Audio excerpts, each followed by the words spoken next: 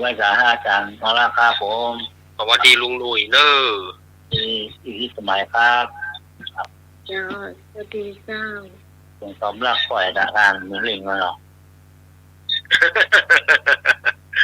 ดีอาม่าครับเชียร์ทุกท่านทุกคนครับผมวันนี้วันเสาร์นะครับแล้วเนอร์ครับละการอาม่าครับเชียร์ไอ้นี่อย่างมาโกงมาเกาวันเนอร์เตะเปียกันฟองเนอร์ครับผม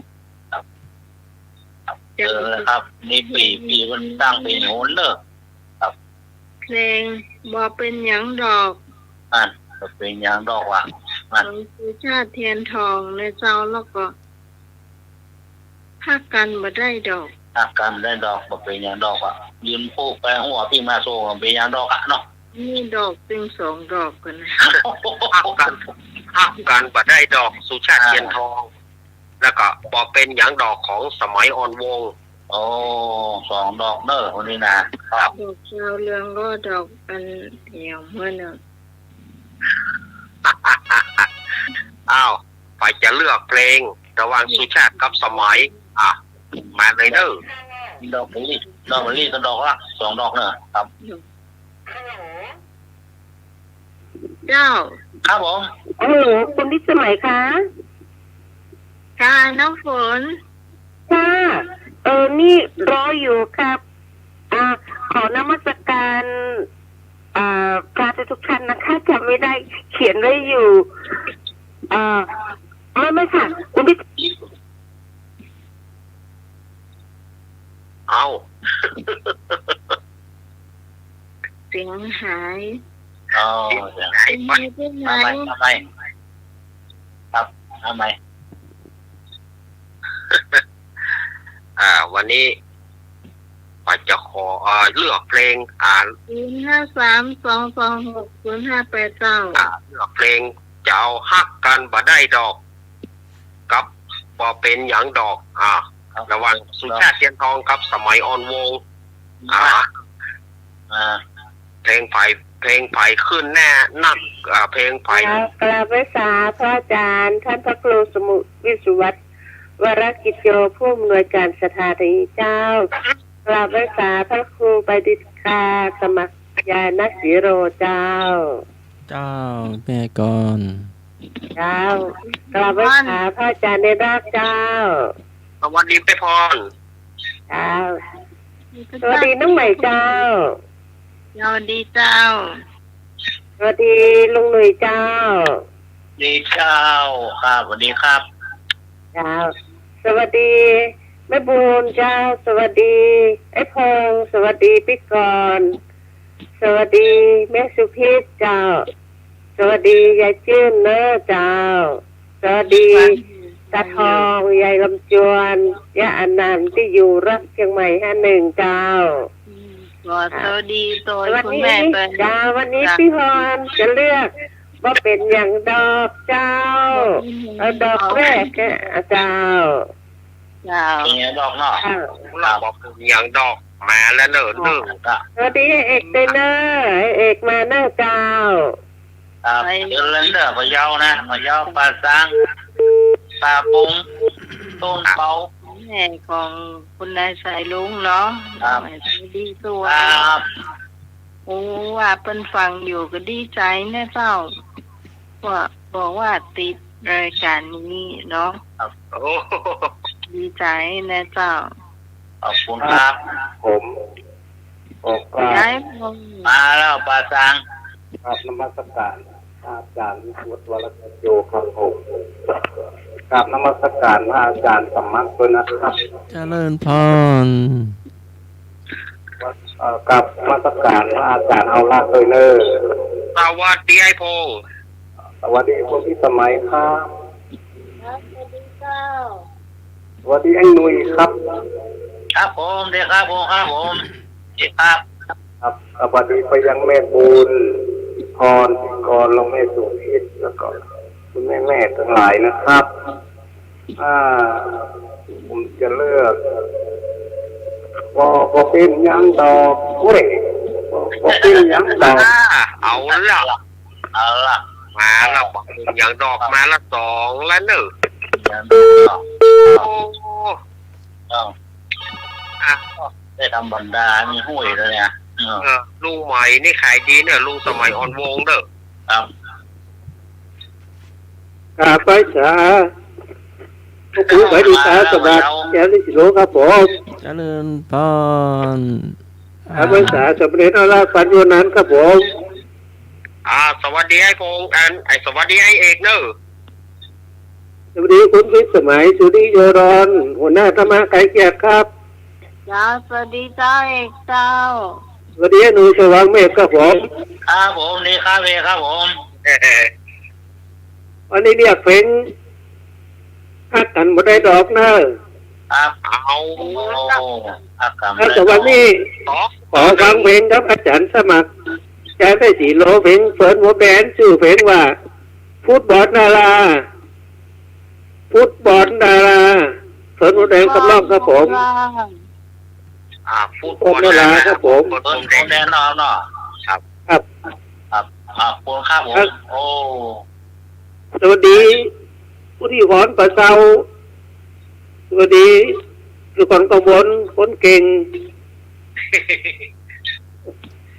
แล้วสวัสดีแม่สุฟินสวัสดีน้องน้ำฝนเลยเนอะเดี๋ยวปนวะปนอู้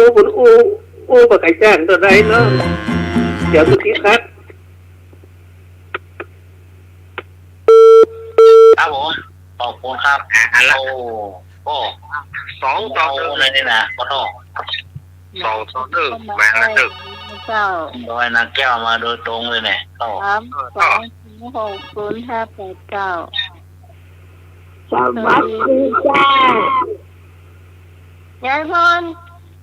จ้า แล้วหัวแรง จ่ายเพลงอ่ะบอกเป็นยังดอกอย่า แล้วเป็น เอาที่มือ แล้วนะมีอย่างดอก ไม่รู้นั่นแหละ จ้าสมัยอ่อนวงเนาะ ไปอ่อนวง เจ้า แล้วก็มาเพื่อนมาใครเกิดทุกคนเลย อากาตุ อาจารย์ธรรมะโดยเป็นเน้นรักโดย สวัสดียายพร เจ้า ลุยโดยแล้วก็ที่สมัยโดยแล้วหมูน้ำมาใครเกิดทุกคนนั่นเลย ครับ ขอบคุณเจ้า ขอบคุณครับ ที่ฟังอยู่ตรงบ้านตัวเองนะเจ้า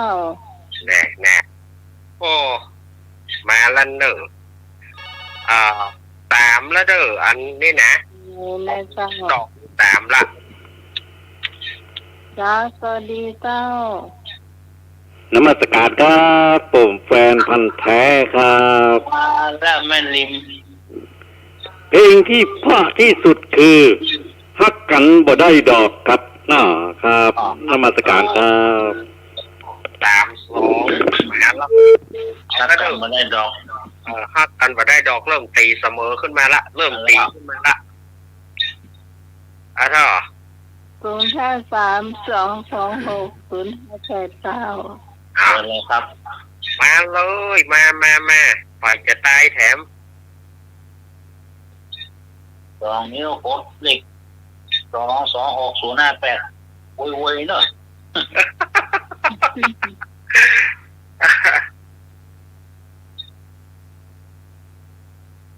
ก็มาได้เลยเนอะแต่ที่น้ำฝนมาได้เลือกเพลงนะเจ้า ยังดักที่ไม่อยาก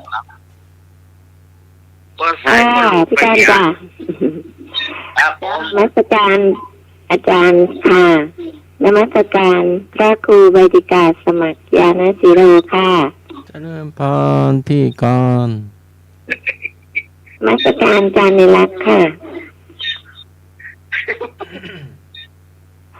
สวัสดีน้องใหม่จ้า สวัสดีก่อน สวัสดีหน่อยจ้า ครับผมเด็กครับก่อนครับ เสียงไม่ก่อนหายเมื่อกี้ ไม่หาย ได้ยินยังจ้า ได้ยินไม่หายหรอก นี่แล้วครับ ต วัสดีน้องพรจ้าสวัสดีพงษ์จ้าสวัสดีพรตัวนี้จ้าสวัสดีเอกจ้าสวัสดีแม่สุพิตสวัสดีแม่บุญจ้าสวัสดีแม่หลวงตาบงด้วยนะจ้าพี่กรเลือกเพลงงัดกันมาได้ดอกจ้า เอาละ บ่ได้ ดอก พักมาได้ดอก สวัสดีทำไมไกลเพื่อตู้ฟันจ้าพี่กรจากกักมลจ้า ผมดีครับ มาเลยนะ มาแล้ว ขอให้บุญส่งได้ห้าแผ่นได้ได้หรือยังส่งข่าวโดยโน่ ครับ เอาละแต่ ไปถึงอันแล้วนะ แล้วก็บอกคำเล่า แล้วก็บอกกันตัว เมาดิแทนไปที่ได้ค่ะ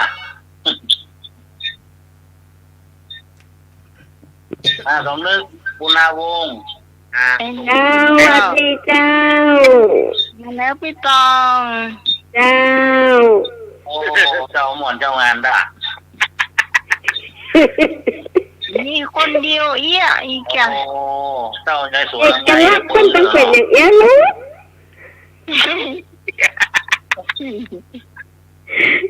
การนมัสการพระคุณเจ้าทุกๆรูปทุกๆตนนะเจ้า เขาก็แปลงเสียงมาจ้างตัวอย่างอีกอีกอ่ะ โอ้ เจ้าสวัสดีน้องใหม่เลยนะเจ้า สวัสดีเจ้าเจ้า วันนี้ไอ้หนุ่ยสว่างเมฆตัวนะเจ้า ครับสวัสดีครับ โอ้เดี๋ยวเขาไปแสดงไม่น่าพักกระนงด่ะ สวัสดีพี่พรสวัสดีพี่กรยายพรเยอะแยะมากมายลำดับบะเสี่ยงบ่ไหวไอ้พงษ์ตัวยไอ้เอกตัวยเจ้าวันนี้พี่สองจะเลือกเพลงพักกันบันไดดอก ครับ เราแล้วนำมาแล้วเจ้าข้าง ครับ กัน ไม่ได้ดอกนอก 4-3เจ้าก ดโตแม่ เรา มือ ที่สามต้นโตอ หมา ยู่ ยของน้ำเลยนะ โอ้แม่มืดคะแนนพอ ตับเปล่ามาเนอะไอ้นึกมาเนอะ อันนี้มา แม่สุพิษแม่ ต้นเปามา นะครับ แม่ย้อยมา แล้วก็ให้บุญส่งเจ้า ฮัลโหลคุณพี่สมัยคะ ค่ะ ขอเพลงของซีดีบูนได้ไหมคะ ทางนกปีกหนักนะคะ ลองบอกชื่อมาค่ะ ของซีดีบูนนะคะ ค่ะ ชื่อเพลงว่าดังนกปีกหักนะคะ นางนกปีก นะ หัก ต้นปิงหักเนาะ ใช่ค่ะ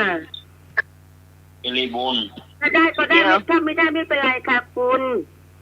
ครับ ค่ะ สวัสดีทุกคนแล้วสวัสดีไม่ใช่ค่ะนมัสการท่านท่านสมัครนะคะพระอาจารย์สมัครนะ เจ้า แล้วก็สวัสดีพี่เนนด้วยจ้า สวัสดี ค่ะสวัสดีเดี๋ยวก่อนเขียนชื่ออยู่ตะกี้นี่ลุงอะไรนะ เดี๋ยวฝนยังไม่ได้เลิกเพลงเลย ก็เลือกแล้วนี่ค่ะ คือเลือกดังนกปีกหักนะคะคุณพี่สมัย ใช่ค่ะ เพลงที่จะให้เลือกคือมีแค่2 เพลงเอง สองเพลงคือเพลงอะไรคะ บนนั้นรักกันบนได้ดอกจากดอก บอกเป็นหนึ่งดอก ดังนั้นเอาเพลงอะไรก็ได้ที่ฟังได้หมดละค่ะ เพลงอะไร เอาเพลงอะไรก็ได้ค่ะ เอาจริงเอาเพลงหนึ่ง เดี๋ยวฝนรอท่านสมัครทายปัญหากันแล้วกันนะ ค่ะได้ค่ะ ค่ะสวัสดีค่ะ ไปจะแม่แถมแม่ซูปีแม่โมนแม่นวล มา แม่นวลแม่สุเกี้ยวแม่สุเกี้ยวสีโพธารามคนว่าฟังอยู่แน่ฟังอยู่ก็โทรแม่ ขอบคุณครับวันตอนตามเนอะ นานสมบูรณ์เนอะ เออ ตกริมนะครับ เจ้าสวัสดีเจ้า โอเคหักกันบ่ได้ดอกเจ้า เดี๋ยวนี่แม่ยังนี่ ไม่เล่นเจ้า แม่หมด ในโมนเนาะ โอ้ ที่แล้วนี่หายไปเนาะถ้ากันมาได้ดอกนี่ห้าละนี่ ห้าละม้าหมึกม้าหมึกขนาดเลย ดอก ถ้ากันมาได้ดอกอยู่ๆขึ้นมาห้าเลย เจ้าคุณส่งว่าไงเจ้าคุณส่งฟังเสียงนี่แล้วก็โทรเข้ามาเนาะ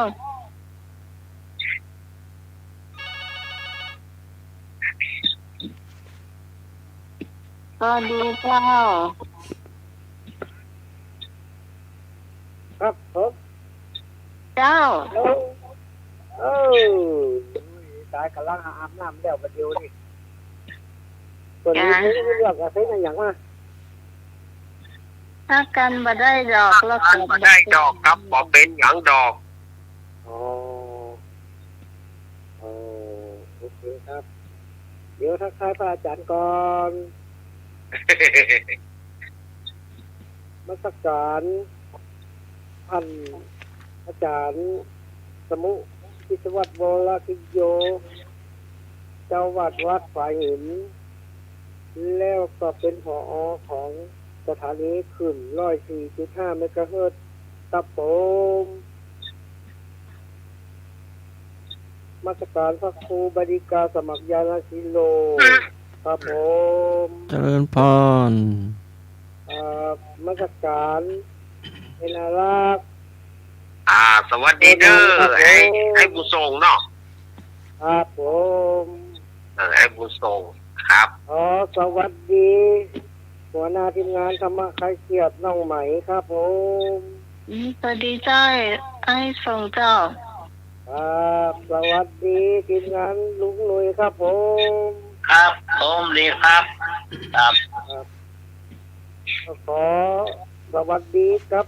แฟนๆธรรมะคลายเครียดทุกท่านนะครับเนาะสวัสดีครับผม นี่เรามีหยัง เอาเพลงฮักกันบ่ได้ดอกครับผม โอ้ เราได้รับอันแทนที่ได้หรือยัง ได้รับแล้วครับผมวันนี้ล่ะครับ อ๋อเจ้าโอเคมาหาแฟนหน่อย เก็บไว้ดีๆเนาะแต่ถ้ามันหายมันมีมันถ้ามันหายมันมีภายทางเมื่อแล้วเนาะ วันที่ห้าเด้อ เจ้า วันที่ห้าเด้อเดี๋ยวจะจัดส่งให้เด้อ เจ้าเป็นอย่างเจ้า อันนั้นเขาว่าอันได้ครับแล้วก็ดีละก็มันหายไม่ใช่อย่างแหละ ครับผ โอ้ ม โหหักกันมาได้ดอกนี่มาแบบม้ามืดไปแด้ ปุกละกัน รับกันไม่ได้ดอก ตะกี้นี่บ่ยอมโผล่ประเด็นนี่ปุ้งอันดาว ปุก 5-6แล้วว่ะปัดโทโอ้โหอะไรจะขนาดนั้น ครับ เอ้านี่ก็ หรอคุณเป็นสมัยครับ เจ้า บอกคือพี่เห็นอ่อนกำมลมาบ้านผมด้วยนะครับผมจะมาผ้าป่าครับ อ๋อองผ้าป่ามาเท่าไหร่ มาเครียดแล้วก็ครับ ฮะ หอผ้าป่ามาคลายเครียด พอมาเท่าไหร่จะได้ประกาศเถอะ อันยอดตา100 500 200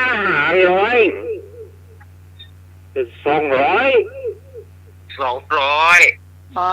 บอกคือเป็นก่อนก็มัน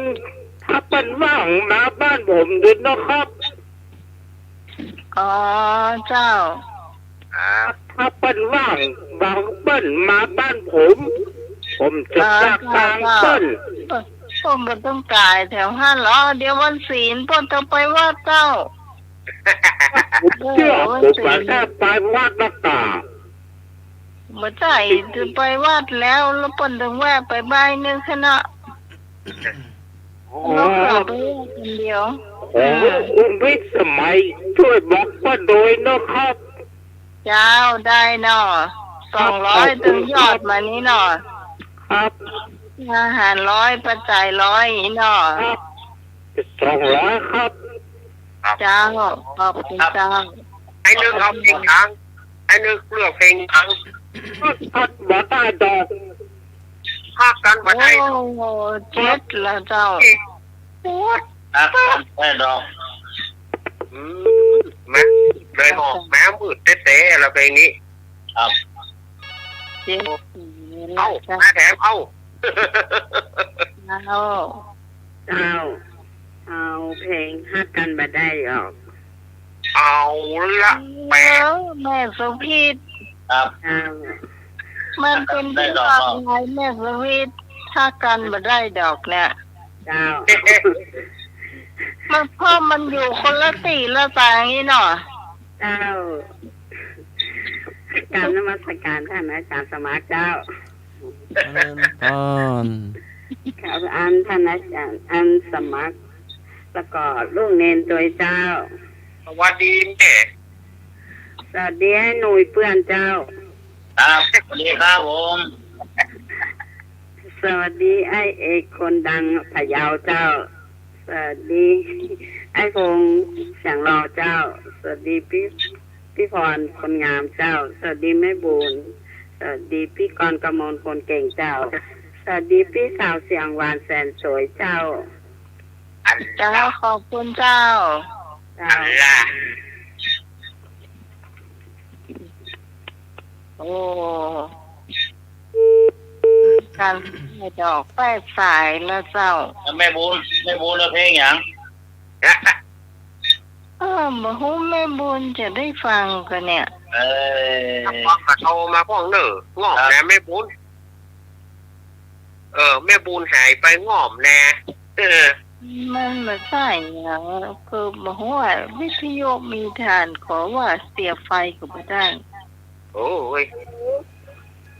เจ้า น้องไหม ยาพี่พร ฉันก็ได้ดอกเด้อแล้วก็วันนี้พี่พรขอฟังเพลงบอลผีพ่อเนอะ เจ้า เด้อ เจ้า เจ้าอะไร โธ่ เข้า เจ้าต่อ3ยาย 9-3ทำโม2โคผ่าไฟแดงแซงทางโค้งเลยบอก กินข้าวเนาะ กินข้าวได้แบบ ได้ละ บัจเจสูสีเลยนะเนี่ย โอ้บัจเจสูสีแล้วขึ้นจน โอ้ สูงโต่งแล้วเนี่ย ปีก่อนกมลฟังเสียงนี้แล้วก็ฟังเสียงไอ้นึกไปแล้วเนาะเพิ่นจะห่วมทำบุญตัวยอด100 ขอบคุณครับ โอ้บุญกรรมบุญกูนายเนอ โมทนาตัวนะเจ้าเดี๋ยวช่วงไป ด้วย เนาะแล้วจากเพลงที่เราจะเอามาประชาสัมพันธ์ว่าเราได้รับจากฝ่ายพ่องนะเจ้า ครับ ก็ค่อนข้างเยอะอยู่เหมือนกันเจ้า เ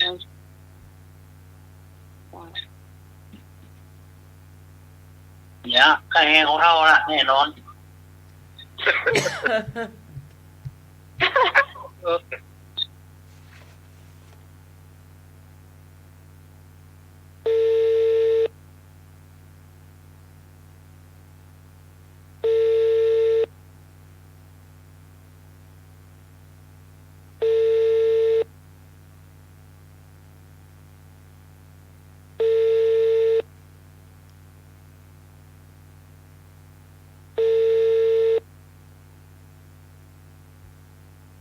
มาก่ะ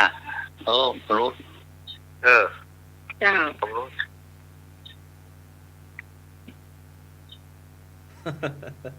ไอ้ตัวไม่บุญมาเลย ครับ ฮะ ไปตัวไม่บุญ เอาไปตัวไม่บุ เชิญผู้อาวุโส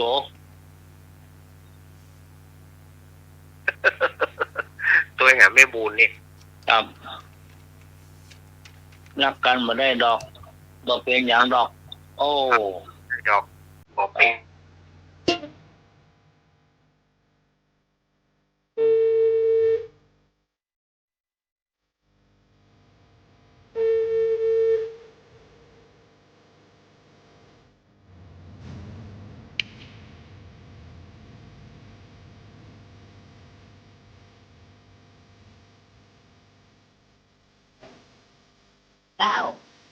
ตัดแล้ว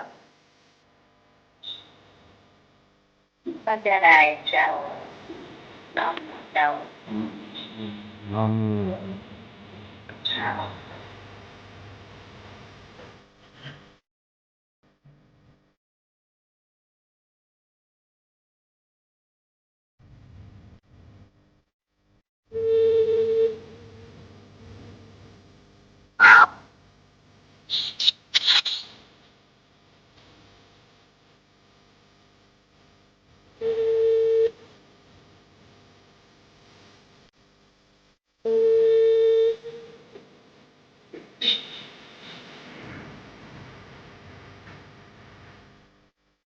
รักกัน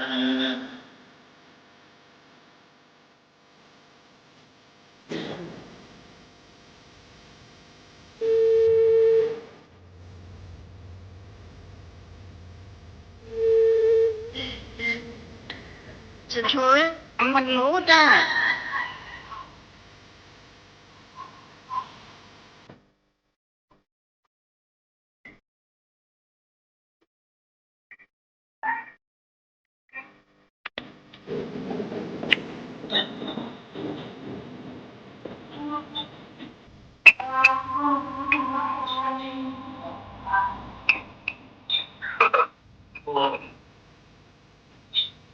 คนที่แล้วน้องเปิ้ลรักกันมาได้เด็กกันเนาะ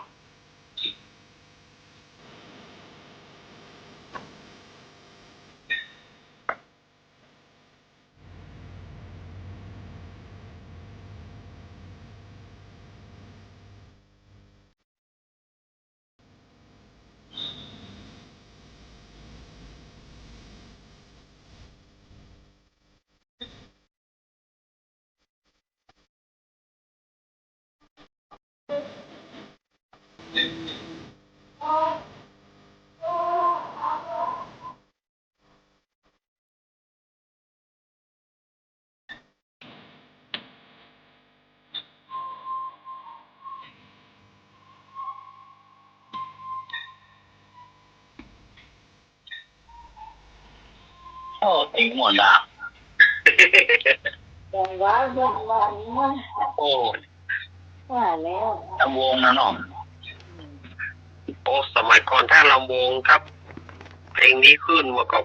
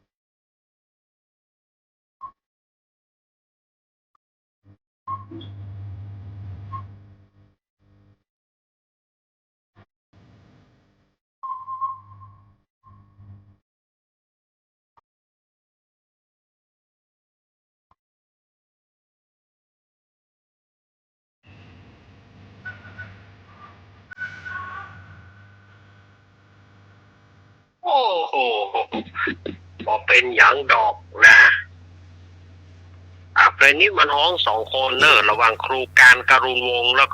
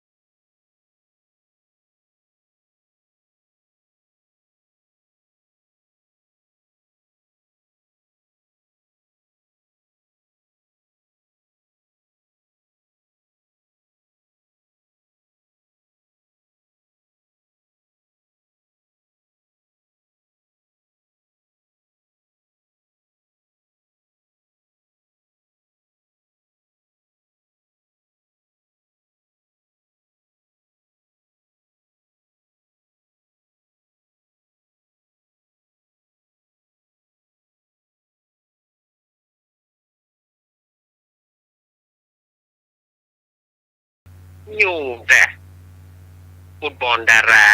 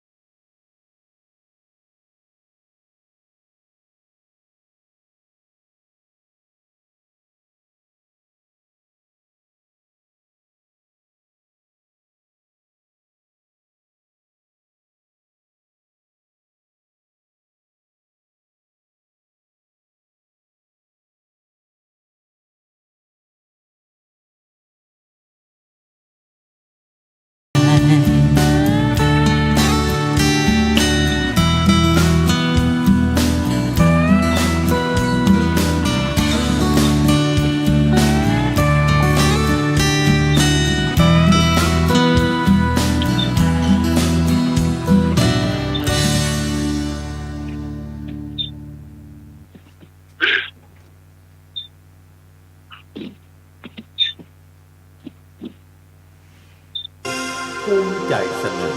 ผลงานเพลงชุดบนเจ้าที่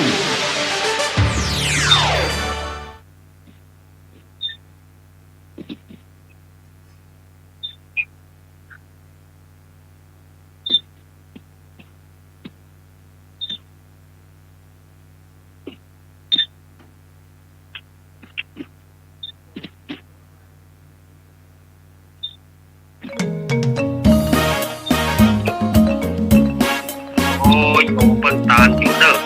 เพลงบุญเจ้าตี เกษตรกรบ่แน่บ่นอนบืดหายบืดดี พืชผลเฮามีบางครั้งบางทีราคาบ่แปรมันจ้างพลิกแพลงบางครั้งจัดแปลงของขายบ่มีจำเป็นต้องบนเจ้าที่บางทีปีนี้อาจแปร โหลุงไอ้หยังนั่งแปลงหน้าอย่างเหรียญ5รุ่นเก่าลูกใจอย่างล้ำเลือ โอ้ยก็จะเรื่องไอ้หยังแถมมาบัดแชมเงินทองน่ะกะบ่ฮู้จะไปเปิ้งไผ่นะบะ ฮ่าก็มาอุ่นใจลิ้นจี้ลุงให้เนาะปีแล้วกันหน่วยบันดก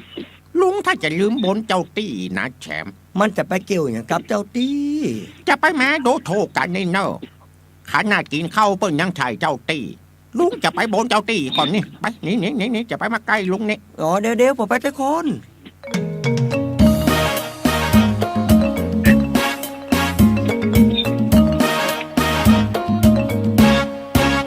กราบไหว้วันทาท่านเทวดาฝนฟ้าประณีขอกราบ3 ทีแม่ธรณีปีนี้ช่วยเฮาถ้าได้ไข่แป้งจะเลี้ยงแล้วแดงอาหารหวานข้าวบนบานต่อหน้าศาลเจ้าสุระเก่าเป็นเหล้าอย่างดี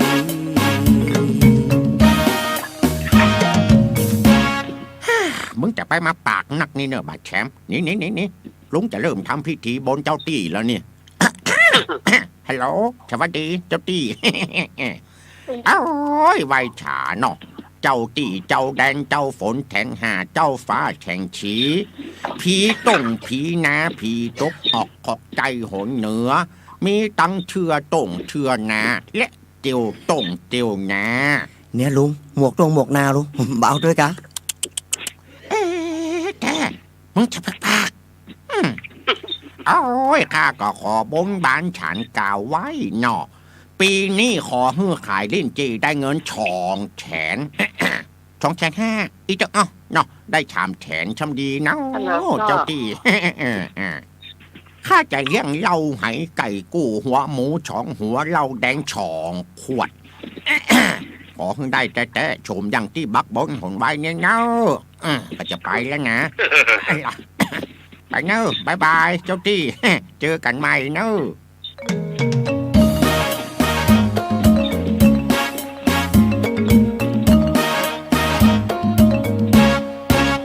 เกษตรหัวหมุนลิ้นจี่ขาดทุนหัวหมุนกว่าเดิมก็มีเพิ่มเติมซ้ำหายกว่าเดิมจะยัดจะได้บนไว้อย่างดีแม่ธรณีลิ้นจี่ลำไยจะเลี้ยงหมูเห็ดเป็ดไก่ขอเปลี่ยนไปเป็นเหล้าดองยา เจ้าตี้อยู่ก็ มาแก้บนฮือแล้วเนอะตามที่ได้บักบงตกลงสัญญากันไว้นั่นนะถ้าขายเล่นจีได้2-3 แสนข้าจะเลี้ยงเต็มที่แต่มันมาถึงเป้า เข้าใจก็ ข้าขอเอาเหล้าไหไก่กู้ก็ขอเปลี่ยนเป็นเหล้าขาวแห่ช่องโกงข้ากินมาเกินละนี่เด้อ มันย่อมไข่ไก่ช่องแกนไข่หางเนอะอันนี้นะหัวหมูที่ว่าช่องหัวขอเปลี่ยนเป็นแค่หมูช่องเพราะว่ากันเนาะมันขาดทุนล่ะบาเจือกะฮะถ้าบาเจือพอบินนี่บาจ้อยกันแต่เนี่ยบินเอาเครื่องคิดเลขคิดพอคนเดียวก็ได้ไปเนอะกินมากินก็จ้างเด้อ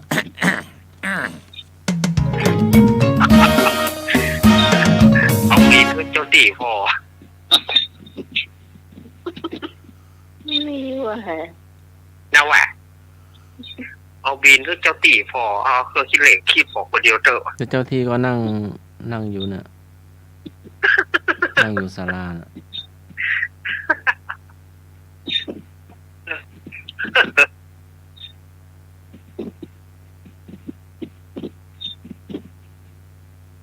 ไปนะเจ้าทั้งที่เพลงที่เลือกกันมาแล้วก็เพลงที่คุณผู้ฟังขอมา2-3เพลงไปกันนะเจ้าเรียบร้อยนะเจ้ารับช่วงต่อไปเรามาประชาสัมพันธ์กันหน่อยพี่พรไปหาพี่พรมาก่อนรายชื่ออยู่ที่พี่พรนะเจ้า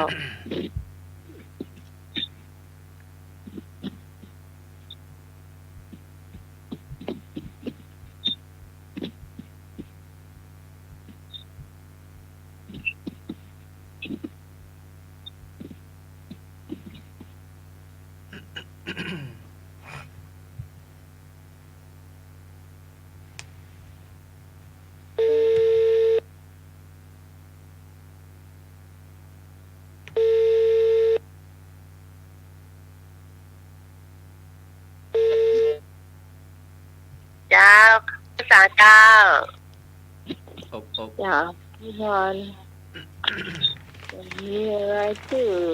เดี๋ยวเราจะบอกเนาะ จ้า อืม มันรายนามผู้ที่ให้หอมพระปาเนาะเจ้าเจ้าท่านแรกก่อนน้องใหม่เจ้าปัจจัย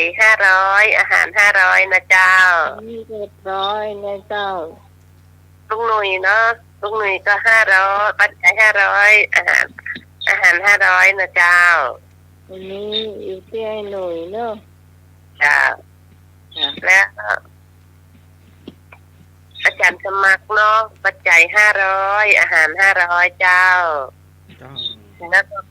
พิกรกมลเจ้าปัจจัย500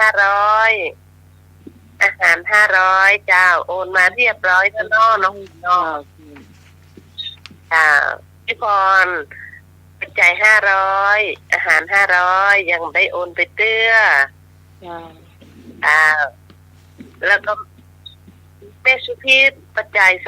200อาหาร200เจ้าแม่จันทรานี่โอนไปให้ทั้งใหม่ทั้งหมดทั้งมวล1,600ค่ะเนาะเจ้าเรียบร้อยเจ้าจ้าไอ้พงปัจจัย300อาหาร200เรียบร้อยแล้วนะเจ้าโพสมาแต่เจ้าแล้วเจ้าไอ้พงเจ้าแล้วอัดตรงไอ้พงตรงปัจจัย500อาหาร500นะเจ้ามาส่งถึงบ้านเลยเจ้าเรียบร้อยเจ้าพี่พรต้องขีดถูกจ้าพี่นานอินสมเตปินเจ้าพี่นานเจ็ดสีปัจจัย500อาหาร500นะเจ้าเรียบร้อยเจ้าโอนไปโพสมาแต่เจ้าแล้วเจ้าแล้วเพิ่มเติมนี่ไอ้สมนึกบุญไทยบุญโมเนาะปัจจัย100อาหาร100นะเจ้ามันเป็น200อนุโมทนาตัวไอ้เนี่ยเจ้าที่มีร่วมบุญร่วมกุศลกับเฮานะเจ้าจ้าใครจะให้จะหอมก็ติดต่อน้องเนอะจ้าหอมได้หมดเจ้าตั้งปากตากับพี่สายคงก็ได้เจ้าติดต่อพี่พรก็ได้เนาะต้องการใครจะติดต่อตั้งพี่กรนะเจ้าบอกได้นะเจ้าตั้งในเยียงก็ให้หนุ่ยนะเจ้าได้หมดเนาะจ้ะก็เดี๋ยวก็เราก็หอมไปเรื่อยๆกันเนาะครับครับพี่ลืมนะเจ้าคุณผู้ฟังที่จะตอบปัญหาเพลงตั้งแต่เดือนพฤศจิกาไปนะเจ้าอันทุกบาททุกสตางค์นะเจ้าเขามีเจ้าภาพอยู่แล้วเนอะอันนี้นะเตรียมตอบใจมันนักนะครับสตางค์ออกนักนี่เห็นแล้วจากกระเป๋านักอยู่เนาะครับกระเป๋านักเจ้ามันใช่นักอย่างมันนักเหรียญบาทกะฮะโอ้ยทำไมรู้ใจทำให้รู้ใจ จะให้จะหอมกันก็ เดินนะครับช่วยกันเนาะ ได้เลยนะเจ้าเนาะนี่ สถา ก็ นีบำรุงสถานีครับ ไปแล้วเนี่ยเงินสดอยู่ในมือลูกใหม่เดียวนี่ประมาณในเจ้า6,100 บาทในเจ้าถ้าไปรวมถอยหน่วยแห่งปันนี่จะเป็น7,100นะเจ้าเนาะเจ้า หมดกันน้ำบุญ มันมาที่เพื่อน ครับ ที่ ค่าน้ำค่าไฟค่าอินเทอร์เน็ตค่าซ่อมบำรุงเนาะ จ้า แล้วก็ ต้องมีฐานีนี่ก็รับปิ้งหมดเลย เพื่อเจ้า อันนี้ก็ ถ้า ดับ เจ้าน้ำปลาเนี่ยเปิ้นก็อู้ไว้แล้วเนาะว่าเดี๋ยวค่อยส่งรายชื่อมา ก่อนวันพระป่าเนี่ย แกก็จะขึ้นไปวัดป่าหินนะเจ้าจะขึ้นไปดูว่าขาดอย่างห้องเนี่ยเนาะ ครับ เจ้าก็อู้กันไว้แล้วเจ้าเนาะ ครับ ก็ส่วนใหญ่ก็ถ้าบัดใจโทรศัพท์อู้ก็จะมาอู้กันนะเจ้ากับหลานคนนี้ก็น้องใหม่ก็ไปเลี้ยงมาที่ก็คนนี้สนิทกันหน่อยหนึง ครับ ว้าวซื้อหอนวางก่อนเด้อเจ้า หมดแล้วเนาะมาหมดแล้วเนาะ เอาจ้า พูดจะได้มาได้ก็ซ้อมเพลงไว้เนาะซ้อมเพลงไว้ฉันรักเธอเท่าฟ้า ก็ทุกขอท้องได้สักหนึ่งมันทัดเนาะ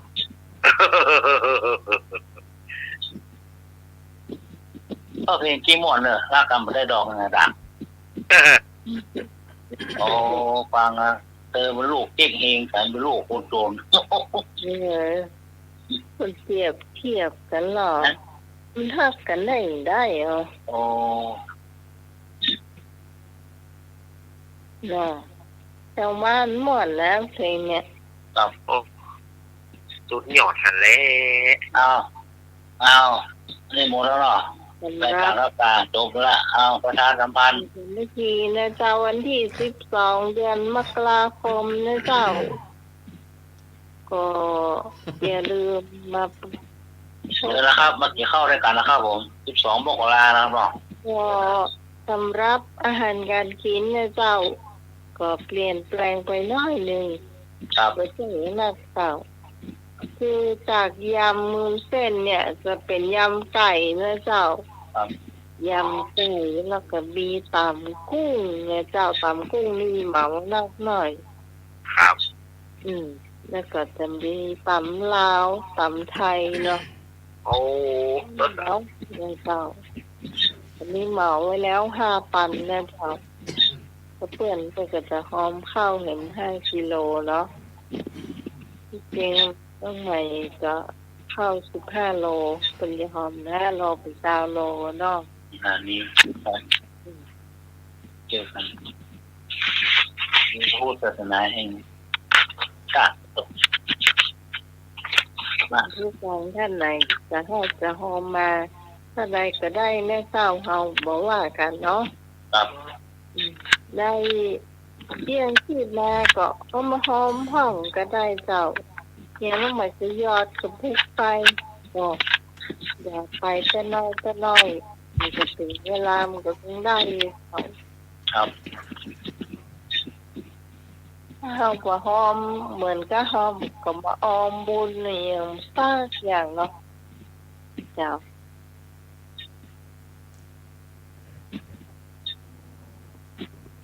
ไม่น้อยเนาะ เจ้าเวลามันมารอไผเนาะ นะฮะ แต่ที่เฮาก็ประชาสัมพันธ์มาแล้วเนาะ ครับ เจ้าวันที่12เนี่ยประมาณเริ่มงานประมาณ9 โมงนะเจ้า โอ้ ตัวแรกเนาะ ครั เจ้า บ ทางทีมงานถึงหมดถึงมวลเนี่ยก็จะมีการพาปัญหาคุณผู้ฟังบางบ้านก็ห่วงโดยได้นะเจ้า โดยมาตั้งหมายเลขโทรศัพท์ของอาจารย์สมัครเนี่ยเจ้า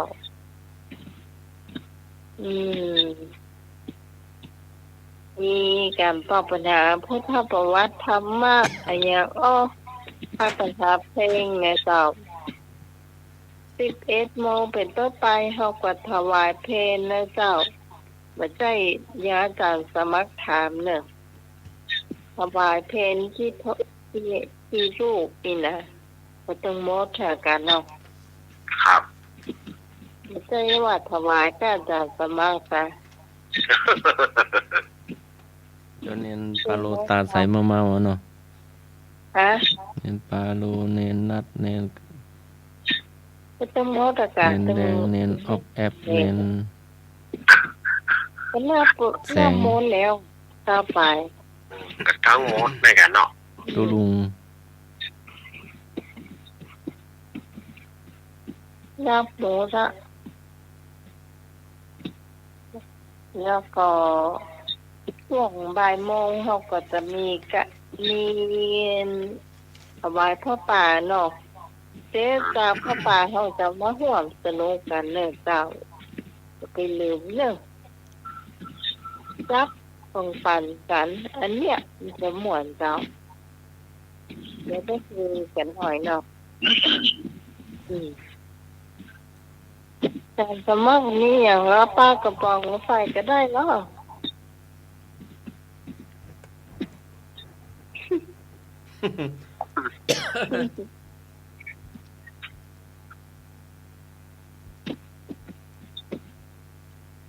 เจ้าสำหรับพระเจ้าก็มีเตยาสาวเนาะ ครับผมสามารถคลายเครียดเนาะ เจ้าแล้วก็ต้องขอบคุณที่นายเจนสีด้วย ครับ ที่เอาไปประชาสัมพันธ์ที่สถานีเชียงใหม่51เนาะ ครับโอ้ ขอบคุณจัดนักและเจ้าเราก็จะให้ก็หอมมาด้วยมาไปมุดหรอครับ มันจะบอกก็ได้เพราะนั้นจะมัดนี่เนาะบอกว่าอาจารย์สมัครเล่ายาวผมเล่านี่กับที่ไหนนะอันนั้นก็คือเรื่องปุ่นแน่นเรื่องบาลีเนาะเอาผมว่ากันเนาะแล้วสไตล์ โอ้แล้วสไตล์เนาะครับ แล้วสไตล์เจ้า ได้แก ยังให้เหมือนกันแล้วมันเหมือนเยอะๆเลยเจ้า แน่ละ เนาะแล้วอย่างเต้าเนี่ยแต่พวกนี้คือเหมือนจัดเหมือนคนอื่นที่เต้าก็ตันได้สไตล์เนี่ยนี่กว่านี้กับใจเต้าไม่ดีกว่านี้กับใจเต้าเนี่ยมันตัวหมอกเยอะเนี่ยเนาะแต่สมัครนี้ก็มีจ้ะ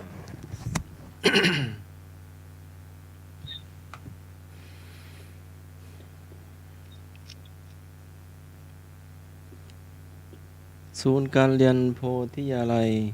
และโรงเรียนพระปริยัติธรรมแผนกสามัญศึกษา20ห้องเรียนเครือข่ายร่วมกับคณะสงฆ์จังหวัดเชียงใหม่และมหาวิทยาลัยมหาจุฬาลงกรณราชวิทยาลัยวิทยาเขตเชียงใหม่จัดกิจกรรมเปิดบ้านวิชาการสัปดาห์วิทยาศาสตร์2567และเวทีเสวนาการพัฒนาสิทธิสาธารณบุคคลสุขภาพและคุณภาพ และคุณภาพผู้เรียนศูนย์การเรียนโพธิยาลัย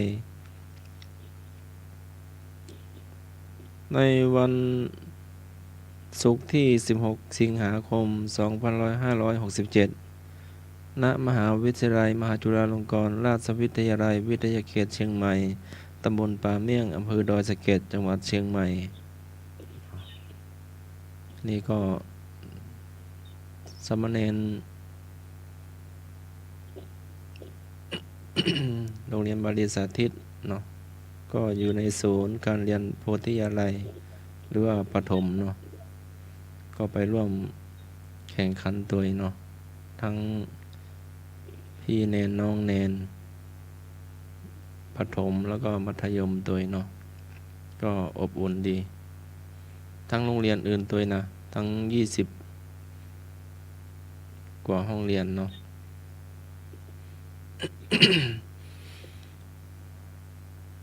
พระครูวิสิทธิ์ศรีราพรรองเจ้าคณะอำเภอเมืองเชียงใหม่หลวงพ่อเจ้าวาดวัดวังสิงคำตำบลป่าแดดอำเภอเมืองเชียงใหม่เนาะก็หลวงพ่อได้ดำรงตำแหน่งเนาะรองเจ้าคณะอำเภอเมืองเชียงใหม่เนาะก็ณวิหารวัดวังสิงคำอำเภอเมืองจังหวัดเชียงใหม่ในวันที่22สิงหาคม2567เนาะที่จะถึงนี้ก็คณะสงฆ์คณะศรัทธาเนาะครูบาอาจารย์ก็ศิษยานุศิษย์ก็น้อมโมหิตาสักการะเนาะแล้วก็พิธีมอบ แต่งตั้งเลขารองเจ้าคณะอำเภอเมืองเชียงใหม่ด้วยเนาะแล้วก็แต่งตั้งผู้ช่ว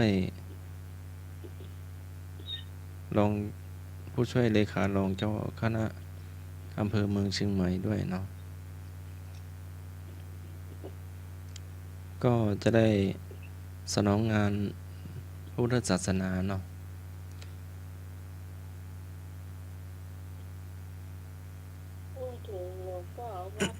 เสียงค่ะวันนั้นได้ยินที่นานเจสีบอกว่าเปิ้นเอิญหาพี่ไหมได้ยินเปิ้นเอิญหาคนน่ะเป็นฟังเปิ้นท่องคนน่ะมันมียอมภาพเลยเจ้าไม่ได้ฟังแต่เลยเอาเลยบอกว่าเปิ้นเอิญหาเนาะเจ้าก็ขอเชิญร่วมถวายการต้อนรับพระเดชพระคุณพระพรหมเสนาบดีกรรมการมหาเถรสมาคมเจ้าคณะภาค7เนื่องในโอกาสมาเป็นประธานมอบตาตั้งรองเจ้าคณะอำเภอเมืองเชียงใหม่และร่วมถวายมุหิตาสักการะในโอกาสครบรอบอายุวัฒนมงคลวันเกิดครบ61 ปีพระครูวิสิทธิ์ศรีราพรหลวงพ่อเจ้าวาดวัดบางสิงคำตำบลป่าแดดอำเภอเมืองเชียงใหม่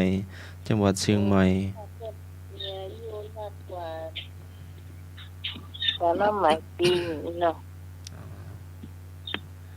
ในวันพฤหัสบดีที่22สิงหาคม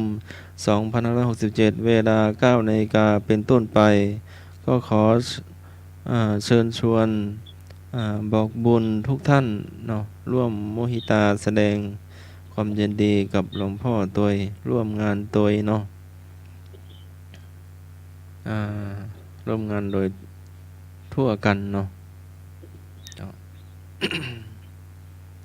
แล้วก็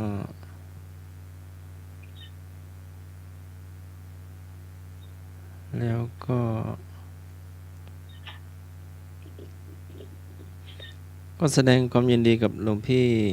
พระยศพลธีรปัญโยเนาะก็จะได้รับตาตั้งเป็นผู้ช่วยเลขารองเจ้าคณะอำเภอเมืองเชียงใหม่ด้วยเนาะหลวงพี่ก็อยู่วัดลอยเคาะเนาะเป็นเลขานุการหลวงพ่อเจ้าวัดลอยเคาะแล้วก็ปฏิบัติศาสนกิจที่สำนักงานเจ้าคณะจังหวัดเนาะเชียงใหม่ด้วยแล้วก็ที่สำนักงานก็ตั้งอยู่วัดสวนดอกพระรามหลวงเนาะ ก็หลายองค์เนาะก็เท่าที่จำได้พระอาจารย์เจ้าวาดวัด ช่างทองตัวเนาะก็ประมาณ 3-4 รูปเนาะก็แสดงความยินดีตัวเนาะครับ แล้วก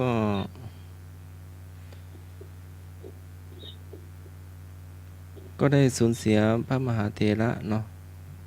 พระเดชพระคุณหลวงพ่อพระโสภณะภ พัฒนะโนดมเนาะอดีตรองเจ้าคณะจังหวัดพะเยากิติมศักดิ์อดีตเจ้าวาดวัดโพธารามอำเภอแม่ใจจังหวัดพะเยาเนาะแล้วพอได้ละสังขารในวันที่14สิงหาคม2567เวลา 18:14 นาทีรวมชาตการ77 ปี57 พรรษาเนาะก็ได้สูญเสียพระมหาเถระผู้มีอุปการะคุณเนาะ แล้วก็เห็นว่าเป็นพระอุปัชฌาย์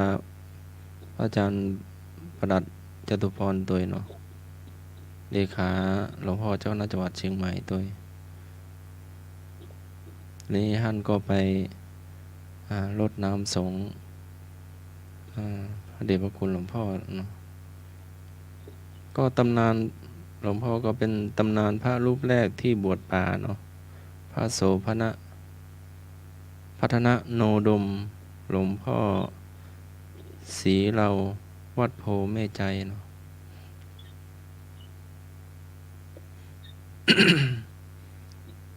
แล้วก็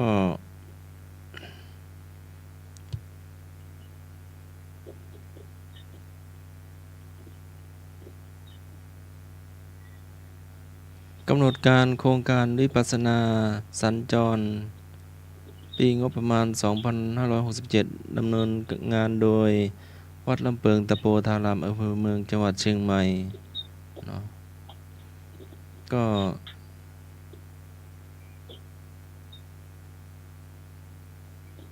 ได้รับสนับสนุนงบประมาณโดยเทศบาลตำบลสุเทพครั้งที่ 1 ในวันที่ 20 สิงหาคม 2567 ณ วัดอุโมงค์สวนพุทธธรรม เวลา 13 นาฬิกาถึง 16 นาฬิกา พิธีเปิดโครงการเนาะ ก็โครงการวิปัสสนาสัญจรดำเนินงานโดยวัดลำเปิงตะโปธารามร่วมกับวัดอุโมงค์สวนพุทธธรรมค่ายคุณธรรมวัดอุโมงค์สวนพุทธธรรมในวันที่ 20 สิงหาคม 2567 เนาะตั้งแต่เวลา 13 นาฬิกาก็เดินทางถึงค่ายคุณธรรมวัดอุโมงค์สวนพุทธธรรมลงทะเบียนเวลา 13:30 นาทีพระเดชพระคุณหลวงพ่อภาวนาวิรัตวิ เจ้าคณะอำเภอเมืองเชียงใหม่ประธานสงฆ์กล่าวโอวาทเปิดงาน 14 นาฬิกากิจกรรมโครงการวิปัสสนาสัญจรเริ่มกิจกรรมไหว้พระสวดมนต์บรรยายธรรมสาธิตการปฏิบัติวิปัสสนากรรมฐานแล้วก็ปฏิบัติธรรม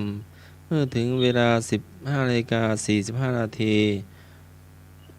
หลวงพ่อภาวนาธรรมาภิรัตน์วิผู้แทนถวายทายธรรมบำรุงสถานที่ก็ถึงเวลา 16 นาฬิกาก็เดินทางกลับก็เชิญชวนผู้สนใจร่วมกิจกรรมได้นะในเวลาและดังกล่าวก็ไม่มีค่าใช้จ่ายใดๆทั้งสิ้นที่ค่ายคุณธรรมวัดอุโมงค์สวนพุทธธรรมก็มีเส้นทางเดิน2 เส้นคือเดินทางจากวัดอุโมงค์หากนำรถไปจอดไว้ที่จุดจอดรถที่ 1แล้วเดินมาที่สะพานให้อาหารปลาเดินข้ามสะพานทั้ง2แล้วเลี้ยวขวาไปอีกประมาณ15 เมตรแล้วเลี้ยวซ้ายเดินขึ้นไปอีกเล็กน้อยก็จะถึงธรรมศาลาค่ายคุณธรรมเส้นทางที่2วิ่งรถถนนสายอุโมงค์วัดลำเปิงเลี้ยวเข้าตรงป้ายศูนย์ศึกษาธรรมชาติและสัตว์ป่าเชิงดอยสุเทพประมาณ200 เมตรจะพบป้ายค่ายคุณธรรมอยู่ทางขวามือหากนำรถมาด้วยสามารถนำไปจอดไว้ที่ลานจอดรถตรงซ้ายมือข้างป้ายคุณธรรมเพราะภายในบริเวณค่ายมีพื้นที่จอดรถไม่มากนัก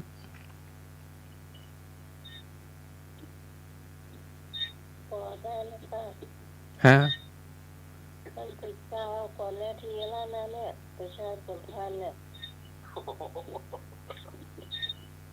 ฮะ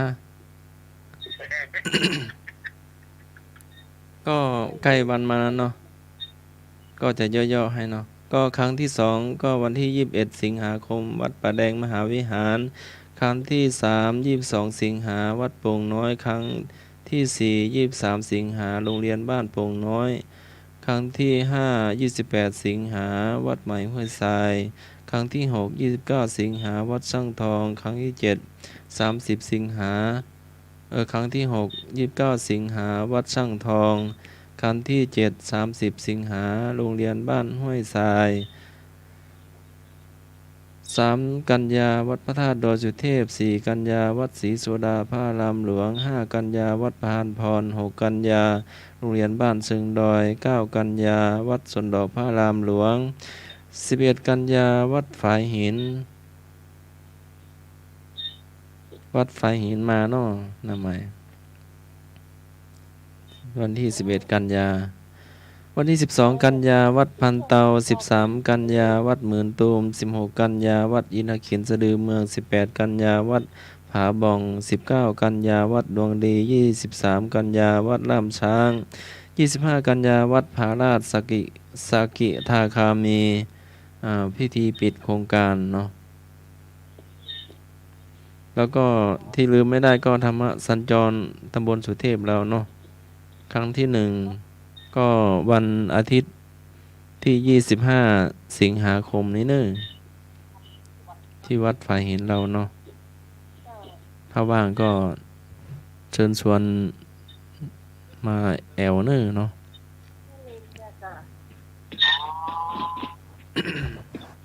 วัน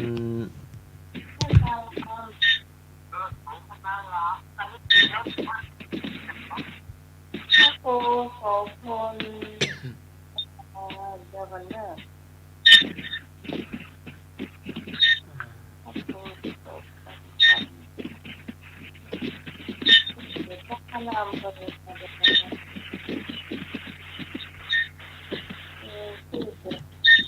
ครั้งที่2เนาะ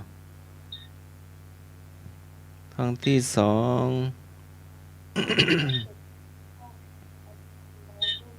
หายไปไหนแล้ว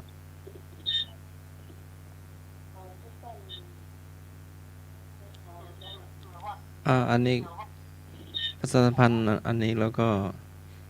จะได้เข้าช่วงธรรมะคำถามพุทธประวัติเนาะที่ประชุมคณะสงฆ์ตำบลสุเทพเขต1เขต2วันที่6สิงหาคม2567เนาะตั้งแต่บ่ายโมงเป็นต้นไปที่ประชุมณวัดป่าแดงมหาวิหารเนาะที่ประชุมมติที่ประชุมคณะสงฆ์ตำบลสุเทพร่วมกับเทศบาลตำบลสุเทพก็สนับสนุนโครงการธรรมสัญจรเนาะเพื่อฟังธรรมเข้าพรรษาครั้งที่1ก็ณวัดฝ่ายหินในวันอาทิตย์ที่25สิงหาคม2567เนาะตั้งแต่มื้อแลงเป็นต้นไปวันนี้วันที่17 18 19 21 22 23 45ก็อีก อีก8วันเนาะอีก8วันเนอะวันนี้วันที่17แล้วครั้งที่2ก็ณมูลที่สถาบันครูบาเจ้าศรีวิชัยวันอาทิตย์ที่15กันยายนเริ่มบ่ายโมงเป็นต้นไปเนาะตรงก่อนถึงลานครูบาเจ้าศรีวิชัยเนาะก่อนถึงวัดศรีโสดาจะมีวิหารจำลองวิหารหลวงเนาะเนี่ยจำลองเหมือนวิหารวัดสันดอกเนาะ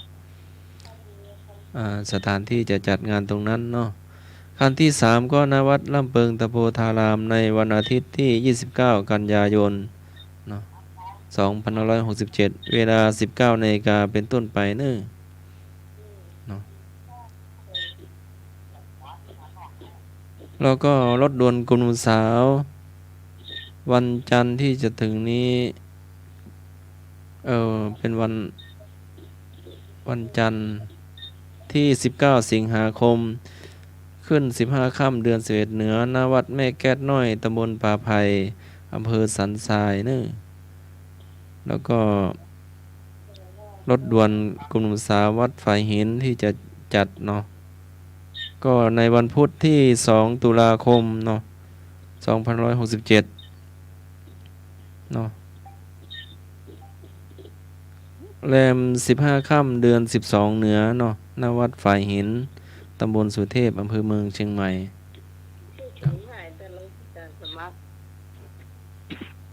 เปิดภาคใต้เป็นเดือนนี่บอกค่อยดีรับเนี่ยละเดี๋ยวให้รับเนาะเท่าที่จำได้เนาะ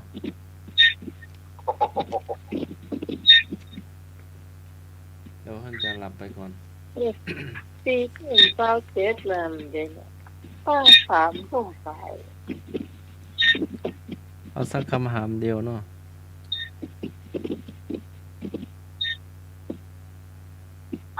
นางวิสาขาเป็น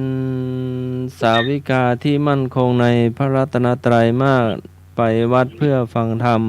ทุกวันไม่ขาดหลังจากฟังธรรมแล้วมักจะเดินตรวจรอบวัดเพื่อซักถามว่าพระภิกษุรูปใดมีความประสงค์สิ่งใดจะได้ช่วยจัดหามาถวายโดยนางได้ขอพรจากพระพุทธองค์8ประการและพระองค์ก็ประทานให้พร8ประการ 1. ขอให้ได้ถวายอาหารแก่พระอาคันตุกะ 2. ขอให้ได้ถวายอาหารแด่พระภิกษุเดินทางไกล 3. ขอให้ได้ถวายอาหารแด่พระภิกษุที่อาพาธเป็นไข้ 4. ขอให้ได้ถวายอาหารแด่พระภิกษุผู้พยาบาลภิกษุที่เป็นไข้ 5. ขอให้ได้ถวายยาแก่พระภิกษุ 6. ขอให้ได้ถวายยาคูแก่พระสงฆ์เป็นประจำ 7. ขอให้ได้ถวายผ้าอาบน้ำฝนแก่พระภิกษุ 8. ขอให้ได้ถวายผ้าอาบน้ำฝนแก่ภิกษุณีหลังจากอนาถบิณฑิกเศรษฐีสร้างพระเชตวันถวายพระพุทธเจ้าแล้วนางวิสาขาได้สร้างวัดบุพารามจำนวนเงิน27โกฏซื้อที่ดิน9โกฏสร้างวัด9โกฏบริจาคทานเนื่องด้วยวัดอีก9โกฏ ถามว่า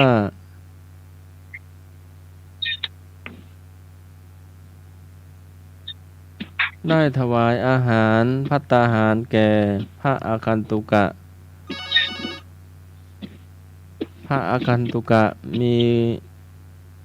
ท่านมีความหมายว่าอย่างไร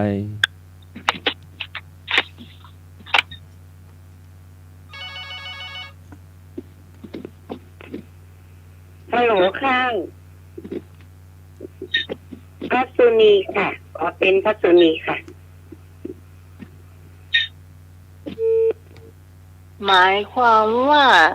อันทุกกะเนี่ยนะต้องตอบ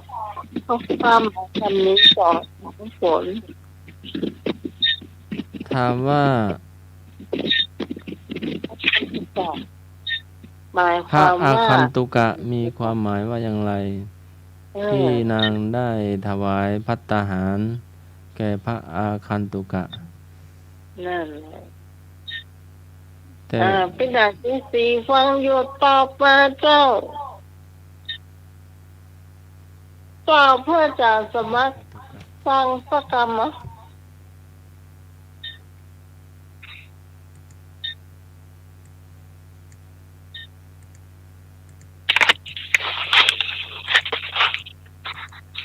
ศรัทธาญาติโยมที่จะตอบปัญหาครับท่านอาจารย์สมัครตะกี้เนาะอาคันตุกะหมายความว่าอย่างไร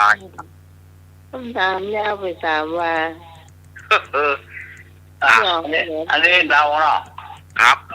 อาคันตุกะนี่ค่ะที่มาเยี่ยมวัดนะคะเดี๋ยวก่อนนอต้องเบิกเลยเตื้ออาคันตุกะว่าปลาผ้าได้มาเยี่ยมวัดนะครับมาละ1ต่อไปเจ้า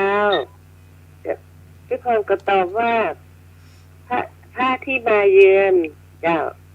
เดินทางมาไกลนะมาเยือนถึงที่นั่นนะมาเยี่มาพักผ่อนเนาะมาพักมาวัดมาพักผ่อนเนาะ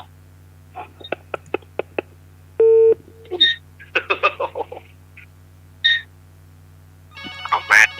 แถมตายมา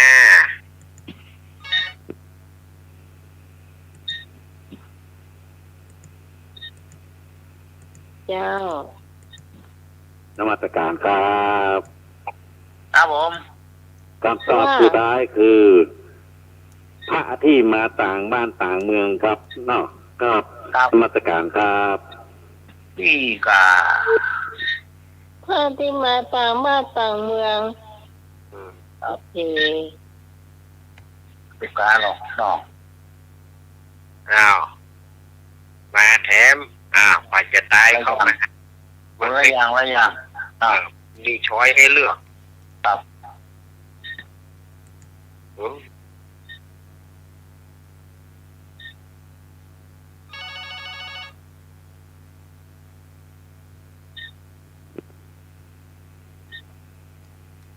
ฮัลโหล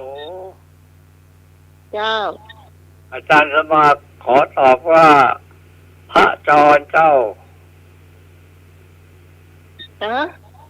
พระจรพระจรหมายความว่าไงก็มาทั่วไปไงมาสารทิศพระจรกันแล้วกันตาหลวงตาว่าพระจรตาว่าพระจรนะโมตัวจรว่าสาเหตุ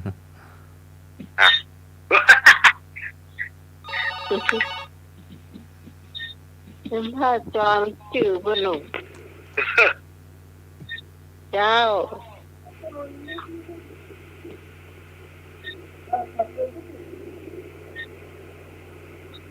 ตอบได้เลย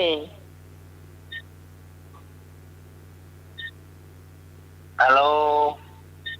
ฮัลโหลฮัลโหลได้ยินไหมคะ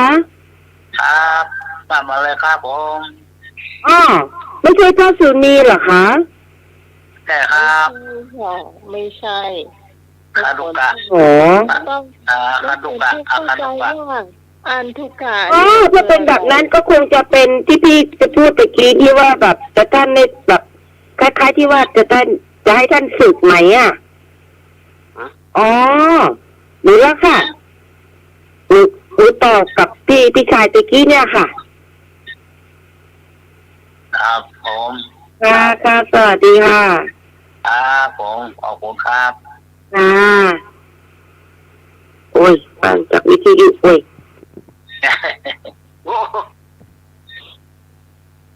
ก่อนลื่นก็ต้องเข้าใจคำว่าอันตุกะด้วยอันตุกะ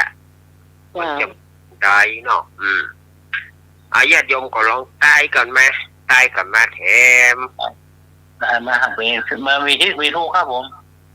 พูดสมองผิดก็บอกว่ากันถูกก็บอกว่ากันครับโค้งมาเลยโค้งเนอะทีนี้ลำไยราคาแพงเนอะครับครับผมเอาตัวให้หน่วยเพื่อนนะครับขอบคุณครับผมอันก็ปีไอ้หน่วยเพื่อนเนาะ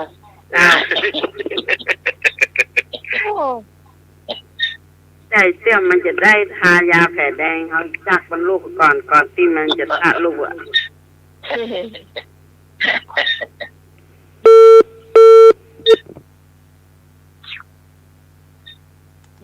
เร็วพี่กร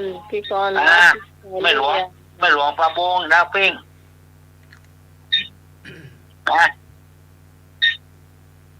ปลาโป่งตัวเก่าปลาแดดจ้าพี่การจ้าใครฟังผู้ช่วยนึกจะโทรมาไอ้นึกพี่การได้ยินแล้วจ้าเดี๋ยวพรุ่งนี้ถ้าฝนไม่ตกก็อาจจะเข้าไปหาหรือไม่ก็ไป เป็นวันศีลวันตอนเช้านั่นเด้อ ครับ พรุ่งนี้วันอาทิตย์เนาะพี่กรณ์หยุด มีวันติ๊กเนาะ จ้า ครับขอบคุณนะนี่ขอบคุณพี่ฮอนเนอร์พี่กรณ์เป็นสะพานบุญ ต้องขอบ พี่กรณ์ก็จะตอบคล้ายๆกันนะคือพระที่เป็นมาจากที่ต่าง ครับ ๆต่างบ้านต่างเมืองมาอย่างแฟนตาแท้แกว่านั่นแหละ ครับ ที่เคยเห็นเนาะที่เขาเรียกพระอคันตุกะเห็นเขามากันเยอะๆต่างที่ต่างถิ่นมาเงี้ยจ้ะ ครับ จ้าพี่กรณ์ก็ตอบแบบนี้จ้ะ ใช่ ขอบคุณเน้อไอ้นุ่มเน้อบนธนาบุญเธอเน้อเนี่ยเจ้า ครับ ตั้งเต่าไหเนี่ยเจ้าคุณผู้ฟังที่ฟังอยู่ตรงปุ้นเนี่ยเจ้าใครจะฝากพี่กรณ์แหมก็ได้นะเจ้าเขียนชื่อที่อยู่ซองไว้ใส่หน้าซองไปตัวเนี่ยเจ้าว่าเท่าใดเนาะ ชื่อนามสกุลด้วยนะครับ เจ้าน ามสกุลด้วยปัจจัยท่านใดรถ82ครับ อาจารย์เนี่ยเจ้า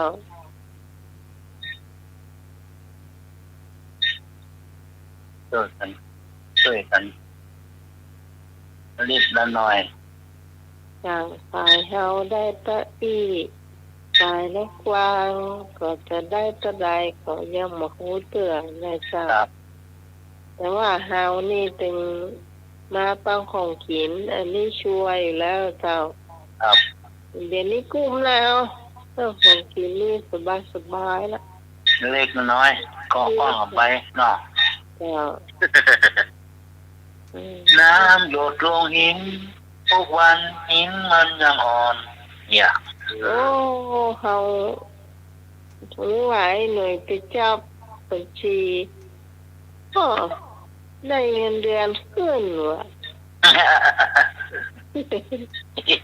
เป็นเดือนให้หน่วยขึ้น 7-Eleven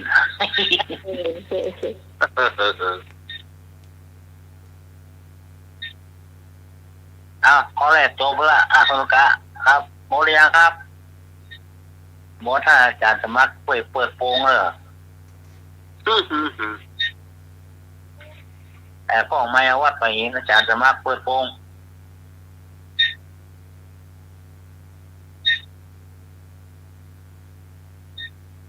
เขียนไว้หน่วยก็ชอบจับรายการตัวนะ เออ แอบมาเข้าออกอากาศตัว ตามเรื่องป้าเท่เดียวหรอเนี่ย เดือนปากันเจือเดียวไอ้เนาะไอ้ยะ เนี่ยเปิ้นแอบมันว่ามาจอกไม่จอกนะไม่จอกว่ะ เจ้า หมดแล้วครับเมียรอแน่นอนปลาแดดปลาบงคงว่า เฉลยพระภิกษุอาคันตุกะคือผู้เป็นแขกมาสู่วัดอื่น ครับอะไรกันมันก็วันนี้เท่าที่ญาติโยมตอบมามันก็ถูกทุกท่านนั่นแหละ ครับ ว่าหาจรทุกเจ้าที่เปิ่นจรมาก่อเม่นทุกเจ้าที่เปิ่นมาทางวัดทางว่าก่อเม่น ครับ มองอาคันตุกะเนาะก็คือทุกเจ้าแขกที่เปิ่นมาเอี่ยววัดเอี่ยววาเฮาเนี่ย ก็ต้อนรับเนาะต้อนรับ ครับตอนรับเปิ่น ห้องน้ เนี่ยคารุกาไปมาบ้านน่ะแขกบ้านแขกเมืองเนาะ เหมือนเดียวกันครับ มันก็เหมือนเดียวกันนั่นนะเฮาก็อันนี้เท่าที่ฟังก็ อันนี้คำนามน้องใหม่ถามสั้นๆนะเจ้า ครับ พระที่ไปเผยแผ่ต่างประเทศเรียกว่าอะไรมันมีช้อยให้เลือกเนอะ ครับมัดเดียวเนาะ เจ้ามัดเดียว ครับ พระสงฆ์องค์เจ้าที่ไปเผยแพร่ต่างประเทศนะก็ห้องคำตามนามว่าเรียกเนี่ยครับ ครับอ้าวไอ้หูลองตอบมาเนอะ ครับมันมีซอยเนี่ยครับ ในประเทศนี่เพิ่นแต่ว่าแหมอย่างเนาะ ครับต่างประเทศเพิ่นเนาะครับ แต่ไปเห็นอย่างเนาะ ครับ โอ้โหแก เนี่ยเนอะก็ ให้หัวค่ะ เจ้า จะว่าพระธุดงค์ก็ได้หรือเปล่าคะ อะไรคะ จะเรียกว่าพระธุดงค์ได้ไหมคะ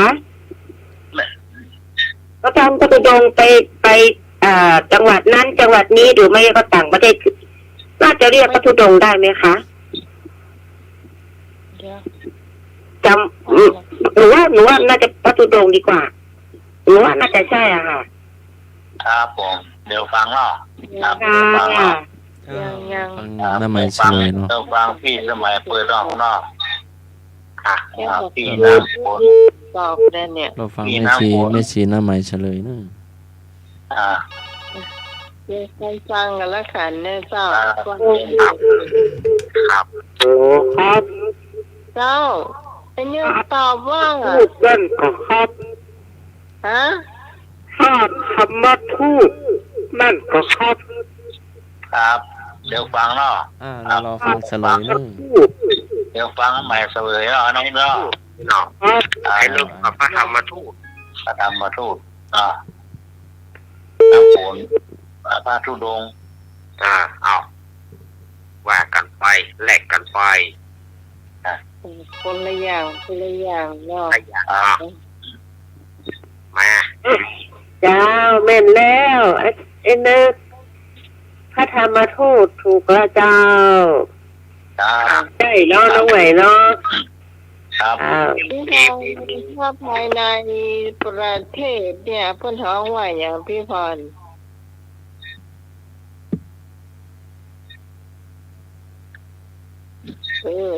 วางไป ฟังละ วางไปแล้ว ฟังวะละโทรศัพท์น้อยจะมีหมด ต้องซับใหญ่กับปัจจัยลูกพอทองซ้ำน้อยก็เดียวกับเม็ดหมดจ้ะเนี่ยจะขึ้นเรื่องหมดทุกอย่างเหนือน่ะนะเสียตายได้ โอ้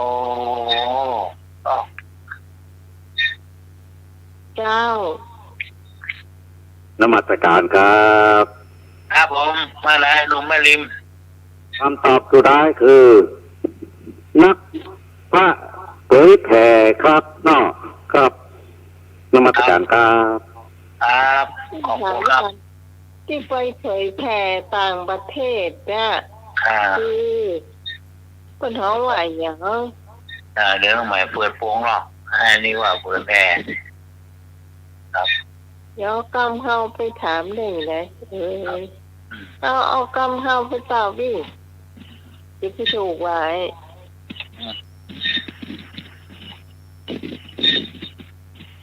ครับนี่ก็ ที่ผมก็ความสักปลายแล้วเจ้า 5322608ครับผมก็รับมูลค่าการเย็นๆเนี่ย น้องปิดกระจกมดอ่ะตะกี้ฝนมันตก เขาแรงลำนี่เขาแรงลำเราโอ้โห เย็นเจ้าข้าวนี้กินข้าวลำกะแกงเฮ็ดยางเหรอปะทัก ครับผม เจ้า โอ้ยไอ้นึกน่ะ ตัวหนึ่งเนาะครับผม ใจปลอดภัยเนาะ นึกไว้ก่อนพระธรรมทูตนั่นแหละเจ้า ทางสู้เนาะ จ้า ครับขอบคุณครับ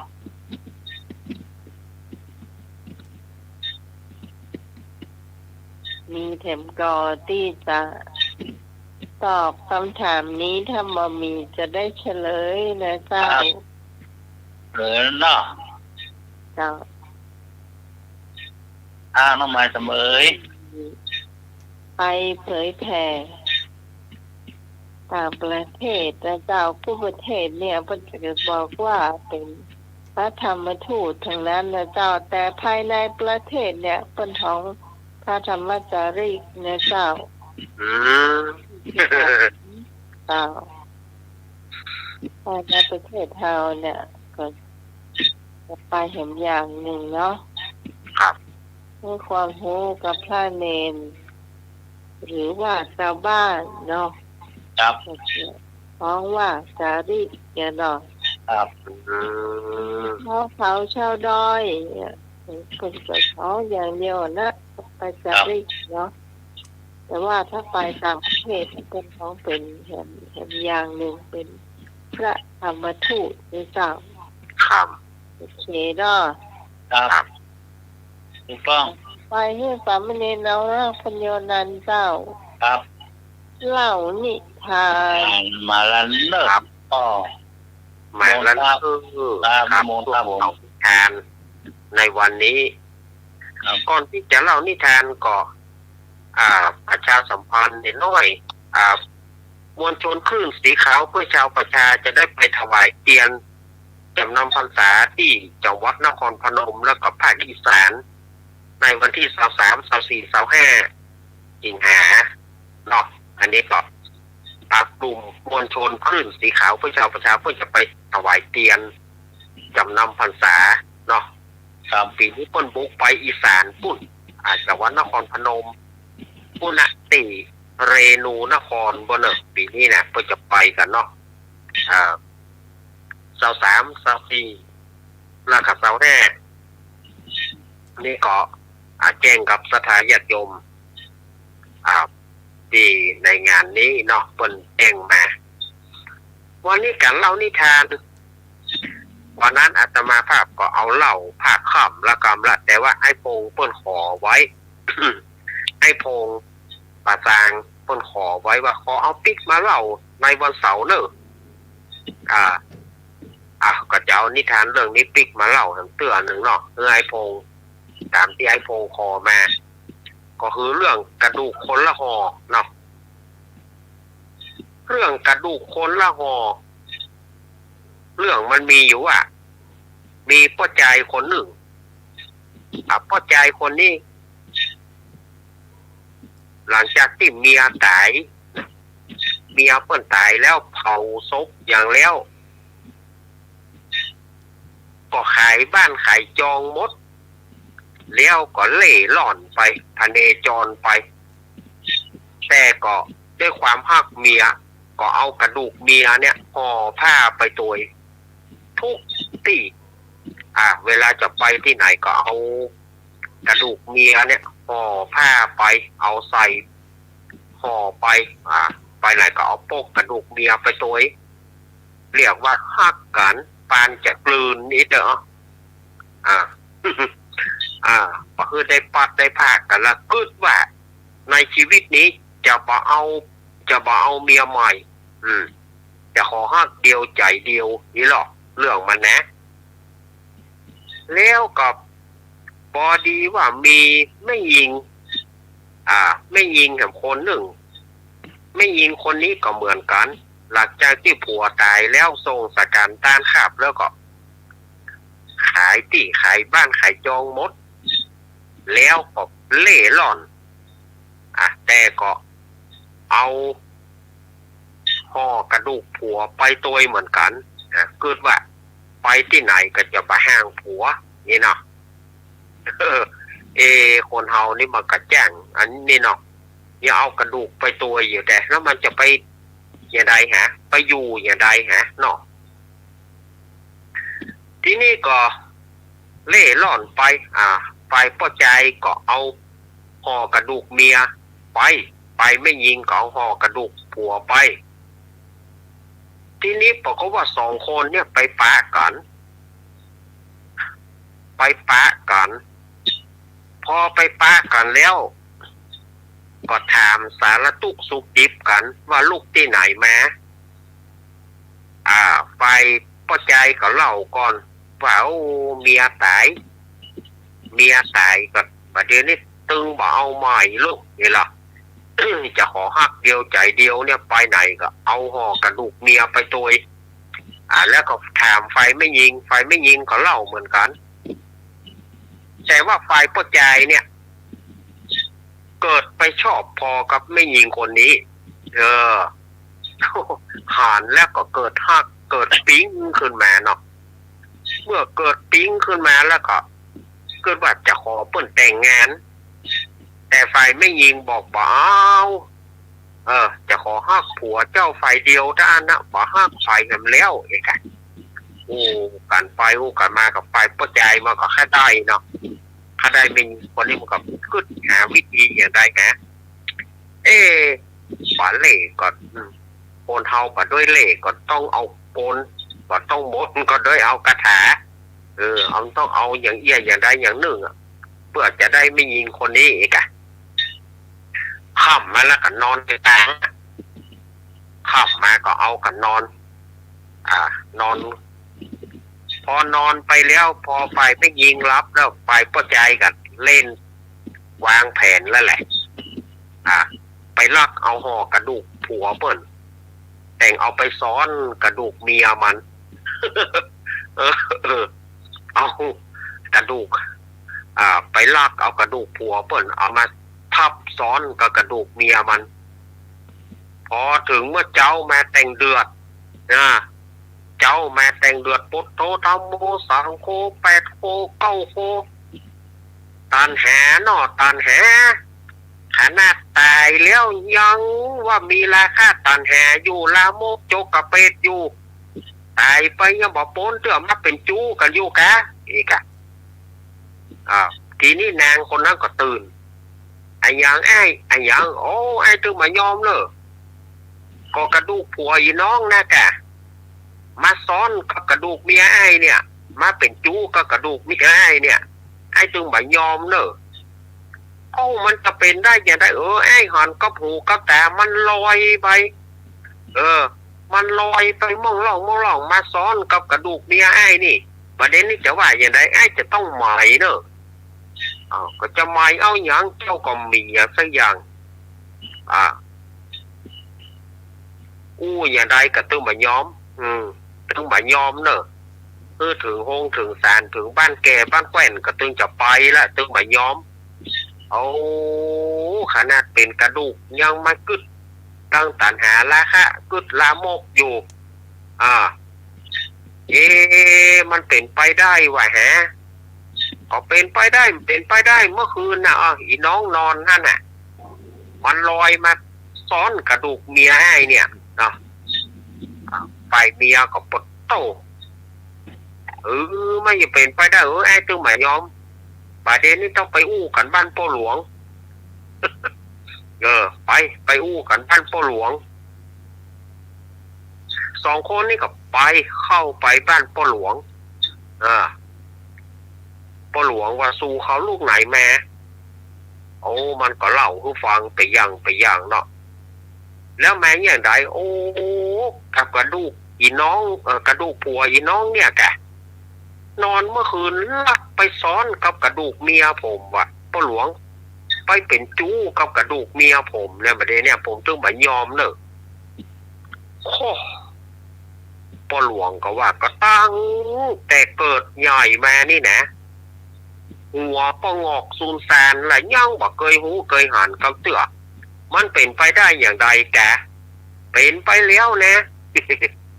เป็นไปแล้วผมหันกับหูกับแต่มันลอยไปซ้อนกระดูกเมียผม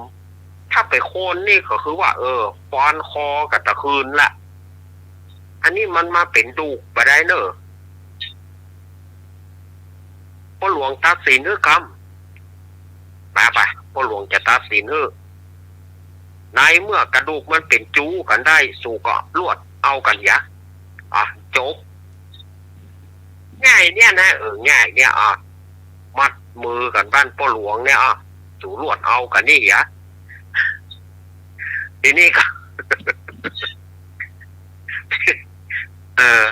ทีนี้ก็ฝ่ายเมียก็เกลียดกระดูกหัวปันตายปันวายกูหลงฮักแต่ฮักว่า เป็นผลสุดท้ายไปจู้ไปเล่นลูกเล่นเมียเปิ่นกินแหนงกูได้ฮักนี่หรอไฟพอใจกับเปียกระดูกเมียมาเนอะสู่เฮ้ยอยู่ด้วยกันมาได้อะไรอย่างอีกไปจู้ไปเจิงกับไปอีกกับกระดูกคนห่อไปคนตีคนแตงกระดูกก็ไปอยู่ส่วนกระดูกปุ้นว่าแล้วบอกว่ามาได้กับกอมห่อดูกคนห่อกว้างลงน้ำบนสะพานญาติโยมพวกไหลไปเท่ากันเพราะญาติโยมว่าจะมีความคิดอย่างไรแต่เฮาขึ้นไปขึ้นมานี่ตามความคิดเฮาคิดว่าเฮาอินดูกระดูกเปิ้นบอกหูเหลืองอย่างซะ ตายแล้วก็ยังบอกหูเหลืองอย่างสักอย่างเป็นการกระทำของคน ประจ้างเอาอย่างไปเนี่ยเอากระดูกเปิ้นมาอ้างแล้วเอาเปิ้นไปขว้างลงน้ำอินดูกระดูกหูเหลืองหูลาวอย่างสักอย่างไหลน้ำไปอย่างละ ถ้าเป็นเข้าให้เป็นผีหลอกมาซะเนาะ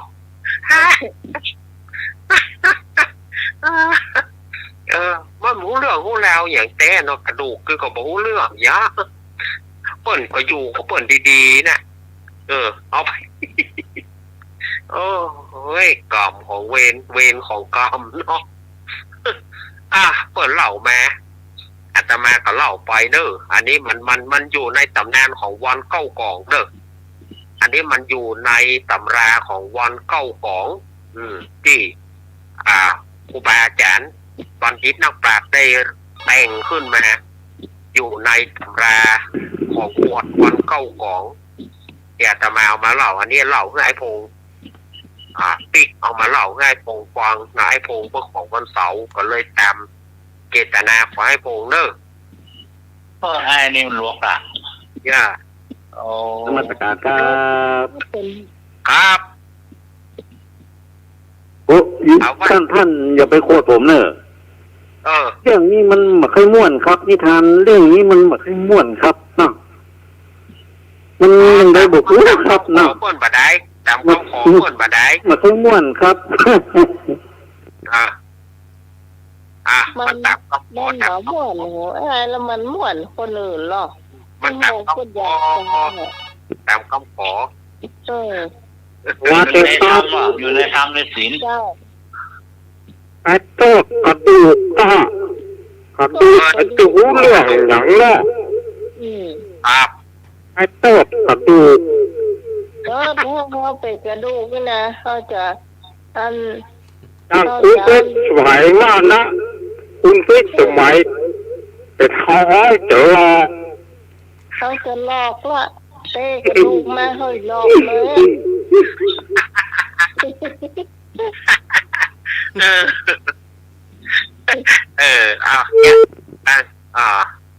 ก็ถือว่าเนาะต่างคนก็ต่างแต่ละจิตแต่ละใจแต่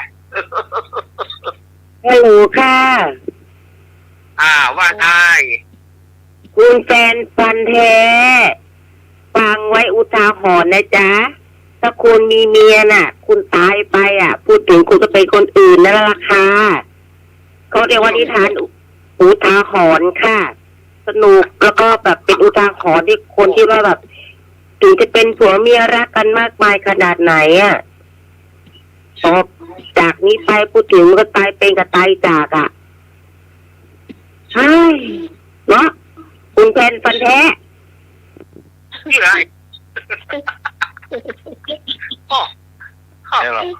ถ้าเป็นอุทาหรณ์ได้หรอได้เดี๋ยวนี้ยกโทษนะเดี๋ยวก่อนวันนั้นนะนั่นจะสีเพื่อนว่าอย่างพี่พรพี่กรไอ้หนุ่ยการสมัครการเล่าลักโทรมาเนอที่หมายท่านได้ยินเสียงผมก็โทรหาผมด้วยยกเว้นแฟนพันธุ์แท้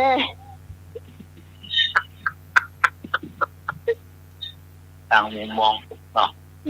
ถามจากสมัครเต็มแก้วเล่นนี่นะ เป็นในศีลในธรรมหรอกเป็นเรื่องคติสอนใจครับอยู่ในศีลในธรรม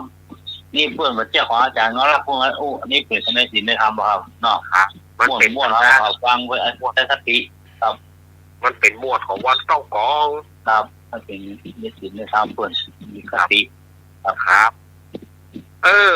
พอดีว่าวันนี้อาตมาก็ขอตัวก่อนเลิศพอดีว่าวันพรุ่งนี้อาตมาจะตื่นประมาณ2:00แล้วก็เตรียมตัว3:00ก็จะได้มาจัดรายการ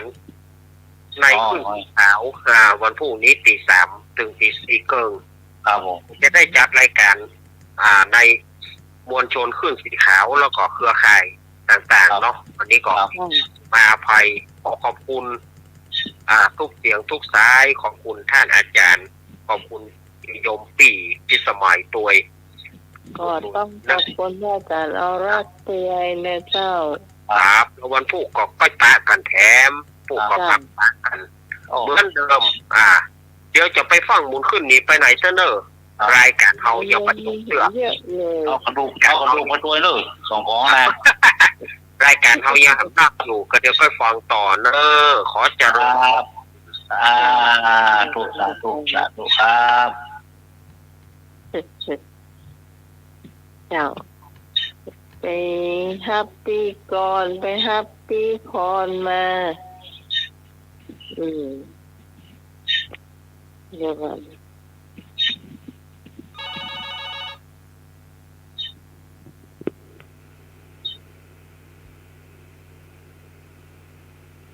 ฮัลโหล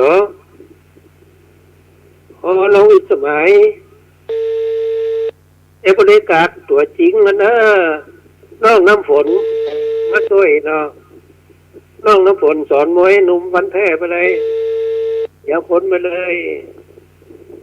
ขอสูงเธอน้องน้ำฝนนะเจ้าขอบคุณเจ้า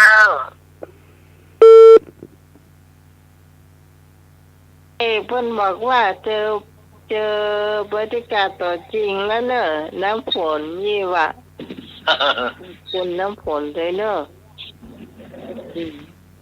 จะได้มาช่วยกันตัวเนาะ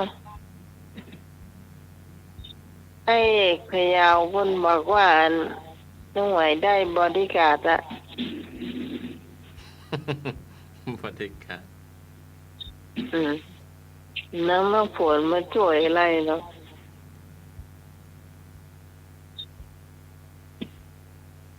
พี่กร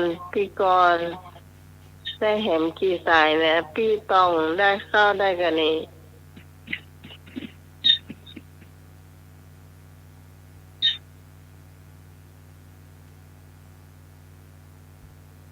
หรือยังพี่เป็นรับหรือยังอยู่กันหลายๆหม่วนเจ้าต้องผมคนหลายอยู่กัน2-3 คนมาให้ม่วนนะ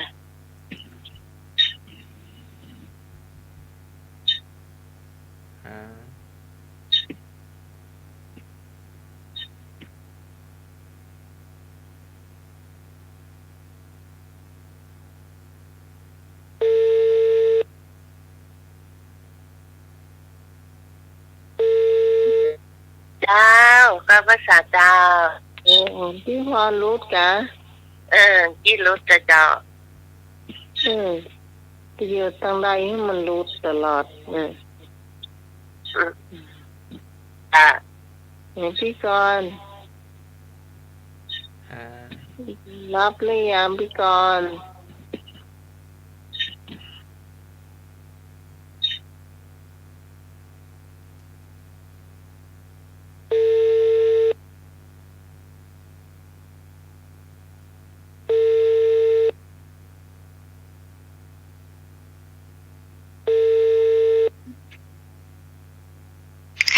นักการค่ะ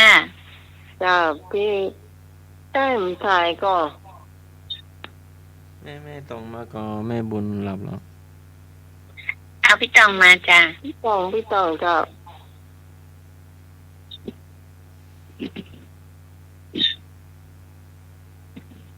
แม่บุญเพิ่มมาได้แล้วไงเพราะว่าเพิ่นนอนกับน้องขิมโห ก็ถึงบอกหลายรอบแล้วเลย ฮะ คนน้อยก็ต้องขีมบนเฮียนสูงเลย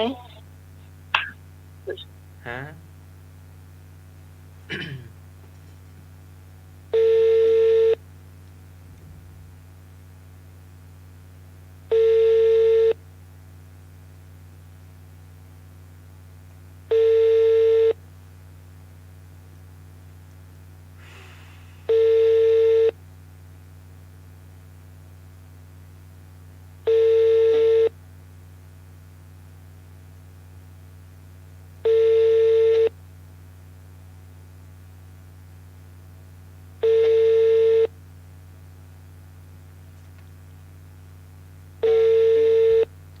ไม่ต้องน่าจะไปไทยบาทแล้วก็ไม่รอรับสายแกยังไม่หลับหรอกจันสมาร์ท มันรับ เราไปเถอะ เดี๋ยว ท้องเมาน้องลำไยเด้อ อาจารย์จะสีมาก็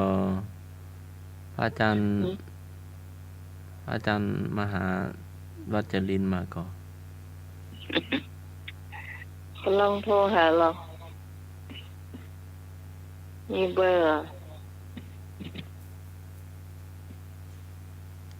อาจารย์สวดมนต์เช้าอยู่ก็ ปลุกบรรลุเจ้าก้าเจ้า ครับ ค่ะ ก็มีการมีงานดังวัดเอ็นนะ งานนักเอา การงานเห็นไหม คอยออกมาแล้วค่ะ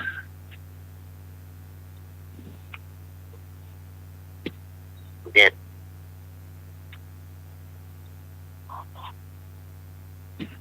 พี่ตองถ้าได้ยินเสียงนี่แล้วโชว์เบอร์มากำเนอพี่ตองเนอ ครับไม่หลงปลาวง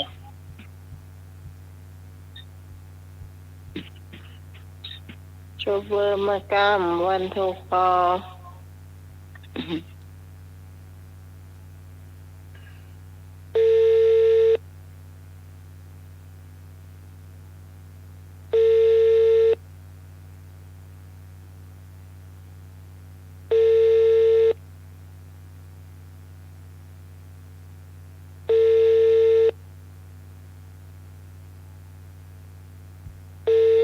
อ่ะ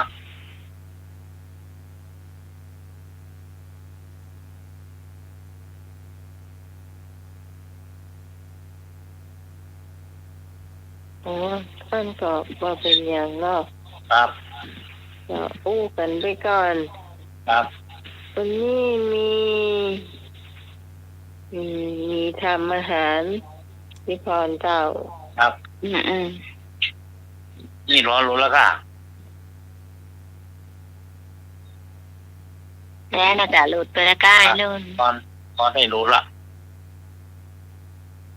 สายที่พรขี้รุดนะครับ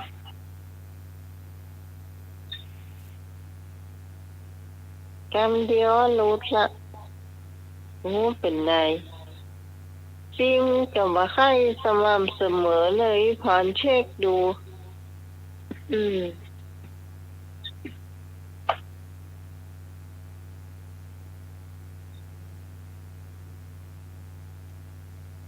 รอสักครู่นึงให้พรสายหลุดไป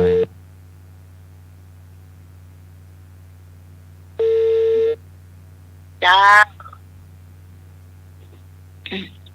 ได้เนาะ ที่เห็นวันผู้เพื่อนแฟนพี่พรแป่งโทรศัพท์ให้เหียซิมมันพรมันเคลื่อนมันรุดบ่อย แกงเข้าวันนี้ครับ วันนี้ครับ วันนี้มีเห็ดอีกแล้ว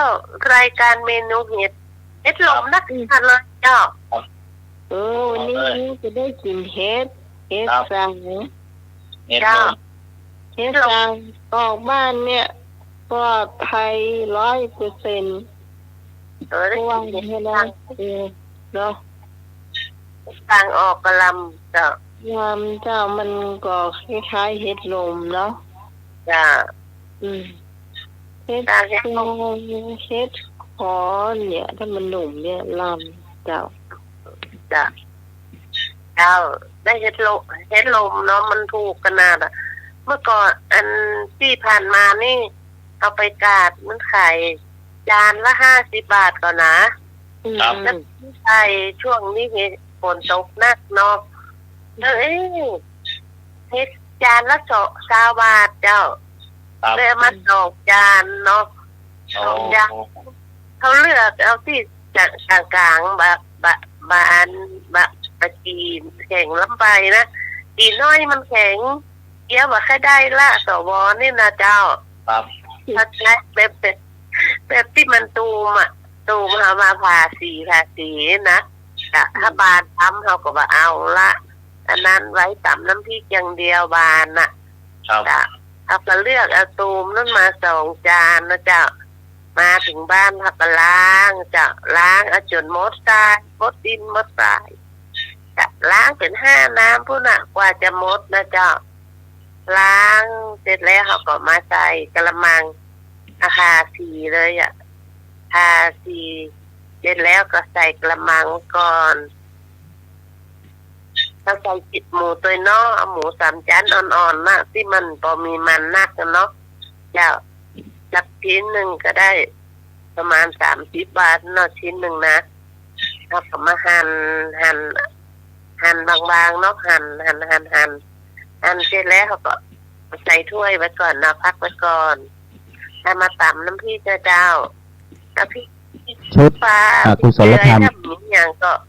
เอาพริกขี้หนูก็ได้เจ้าพริกขี้หนูสัก5 เม็ดเนี่ยจะเอาหอมแดงเข้าตำโดยแล้วกระเทียมตำโดยจะแต่กะปินิดหน่อยเจ้าตำด้วยกันนั่นนะเนาะเจ้าเสร็จแล้วเขาก็ล้างผักชีเตรียมไว้เนาะผักชีต้นหอมล้างแล้วก็หั่นเป็นมักต้นมักข้อมือนะจ๊ะหั่นละไว้ก่อนแต่บางคนชอบโหระพาใส่ตัวนอกแล้วก็ล้างโหระพาใส่ด้วยกันล้างไว้กันก็ได้จ้ะอย่างอาจารย์นั่นนะแฟนมาตายมาถามมันคั่วเห็ดลมน่ะคั่วจะได้น่ะช่างเห็ดคั่วเห็ดลมจ้างหรือได้บอกสูตรไปนะจ๊ะจะตำพี่ก็นอเอาพี่ก็ตำมาหอมก็ใส่กระเทียมใส่ตำละเอียดกะปิก็ใส่เสร็จเรียบร้อยแล้วนะแล้วก็ตั้งหม้อน้ำมันเลยนะเจ้าตั้งหม้อน้ำมันน้ำมันร้อนใส่น้ำมันนิดหน่อยจ้ะประมาณ1 ช้อนโต๊ะน้อยเนาะจ้ะใส่น้ำมันเข้าไปแล้วก็เอากระเทียมทุบกระเทียมซับจนละเอียดเจียวลงไปจ้ะเจียวเหลืองหอมดีแล้วก็เอาพัดเอาพริกตักพริกที่ในครกกันเนาะเอาพัดลงไปจ้ะพัดไปหอมแล้วก็เอาหมู3 ชั้นที่เราซอยเสร็จแล้วเนี่ยใส่ลงไปนะเจ้าพัดไปพัดมาจนหอมจ้ะ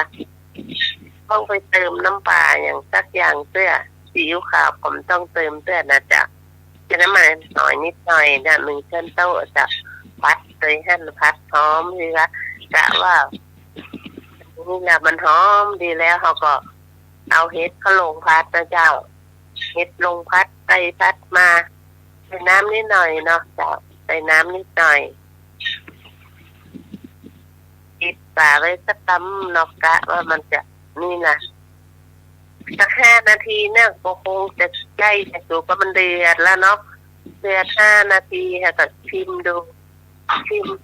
ถ้ามันจางเขาก็ใส่ซีอิ๊วขาวนิดหน่อยนะเจ้ามันต้องเอาเค็มอย่าเอาเค็มแล้วเสียรสเลยนะเจ้าใส่หน่อยหนึ่งฮะเสร็จแล้วมันสุกแล้วว่ามันสุกแล้วก็ใส่รสอีกหน่อยหนึ่งก็ได้เจ้าไปใส่นักจะเค็มเหมือนกันจ้ะใส่ดีชิมมันรสพอดีแล้วแล้วก็เอาผักชีต้นหอมเนี่ยเอาพัดโดยจะพัดท่านบางคนชอบโหระพาก็เอาโหระพาเข้าใส่โดยพัดที่มันหอมเมื่อเจ้าแล้วก็ตักกินเลยจ้ะตักในถ้วยนะเจ้ากินก็ข้าวหุงก็ได้ข้าวนึ่งก็ได้จ้ะล บางคนก็ชอบก็เอาหน่อข้าวพัดเลยก็ได้จ้ะถ้าเรามีเห็ดนักเลยครับ ต้องเอาหน่อเข้าใส่ละกินก็เห็ดนักนี่กะลำจ้ะถ้าเรากินเจอย่างนี้เราก็ไม่ต้องใส่ชีสนะจ๊ะใส่ชีสเปล่าก็เอาละจ้ะนี่กะลำอ่ะ ชนอนี่ก็ไทยเจทางนั้นนะคะไม่ชอบจะกินนั่นแกงเฮ็ดที่น้องว่าน่ะแกงเฮ็ดฟางหรอก จ้ะ กินข้าวกับมะม่วงเนี่ย มะม่วงสุกนักนะช่วงนี้อ่ะจ้ะ แต่ก็ลำนะเนาะ บ้างล มะม่วงมะ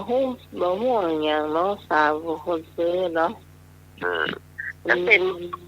มันเหมือนนะแต่มันมอกลำอ่ะ เจ้าเหลืองปิดก็ดีมันมาสุกล ไม่ชุกล ำจ้ะมัน ำหวานเลย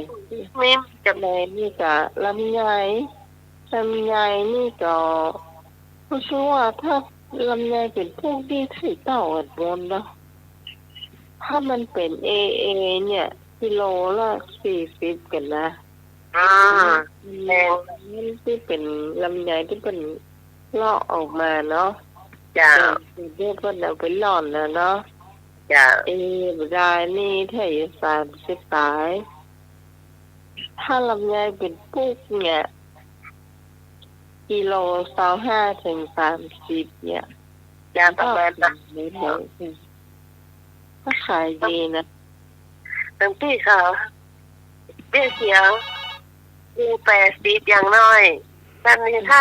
ใหญ่งามๆโลละ100 บาทจ้ะถ้าใส่ มาตรฐานครับ ที่กรุงเทพกันจ้ะ อย่างนี้ใส่พักละก็ได้หรอโนจะเรามาใส่พักละครับนมัสการครับ ครับคนละแนวเนาะเพราะกัน มาไส้ มันเหม็น มากเนาะ เฮ็ดหวานๆนี่ไปยะเฮ็ดข้าวหวานๆเนี่ย จากข้างล่างลำเนาะตะโกนบ้าง โอ้ถ้าเฮ็ดฟางออกคนเดียวนี่นะมันจะหวานแต่ เฮ็ดฟางที่อันมันออกที่บ้านน่ะบ้านน้องอ่ะไปเก็บมาก็ไปเก็บมามันก็อ่อนอยู่เนาะ จ้ะ กินกันละโมกลำอ่ะเขาจะไปใส่แกงแค่มันกินไปเสี่ยงมาตาย ำนะเนาะยำเลยพริกลาบนะตา จ้ะ ย่างไปที่หาลำอย่างเงี้ยเนอะ ยำลำจ้ะ ย่างไปที่ลำจ้ะ ตอนนั้นตอนเปอร์เวอร์นะก็ลอกกินนะล่ะ จ้ะ มันคล้ายๆเฮลมไอ้หนุ่ย นะอ๋อ เนี่ยนะ จอนก็ลอก มันคล้ายเฮลมหนุ่ม ทำสายตอนเอาหนีไปกัน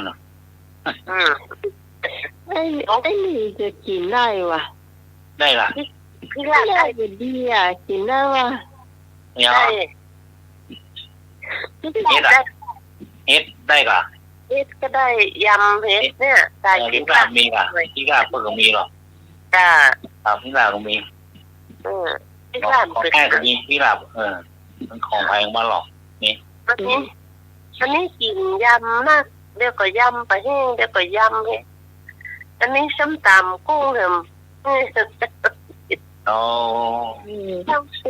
ถึงกุ้งไม่จันทราเนอะเป็นจันทรามาเท่าได้ก็แล้วกัน ครับ น้องไอ้เปิ้ลเนาะเป็นลูกโคราช ตำกุ้งมาเท่าได้เต่า ไปแสนดา ต้องเพิ่มตำกุ้งมาตรงปันเงี้ยเนอะ ครับ พวกที่มันเจ็บเป็นนะพวกที่มันตายนะล้างนะแต่มันสดต้องตามคือเปิ้นเสียงหมดอ่ะ แม่แสนดาฟังเนอะฟังสุขเข้าสุขปลายอ่ะ โฆษณาพี่กล้าของประยูนธรรมปัญญาเนาะกินใส่ได้มันลำเดี๋ยวนี้สั่งไป3 กระป๋องนะ โอ้โห 3 ปุ๊บได้มันล โอ้ อบเครื่องเนาะ จ้ามันหอมจ้ะ ครับอีกลาบหนึ่งลำบอกใส่ส้มอย่างละลำยำอย่างละลำหอม นั่นจ้ะ ได้ประโยชน์ธรรมะปัญญาฟังรายการนี้แล้ว อันจ่ายการโฆษณามาตัวเนอะ เดือนสั่งไปแล้วกำลังได้มาแมลงนี่พอดีกระปุกแรกมันหมดพอดีจับพอดีมาเติมพี่จะจนแล้วว่าเพชรก็พอดีอ่ะเนี่ยเป็นว่าเพชรละน้องเขาก็กินกันเนาะเขามากินนั้นแต่ว่าย่ำเห็นกุ้งสักตัวกุ้งเพิ่นเอาจนเหนียวตำมาจนเหนียวนะ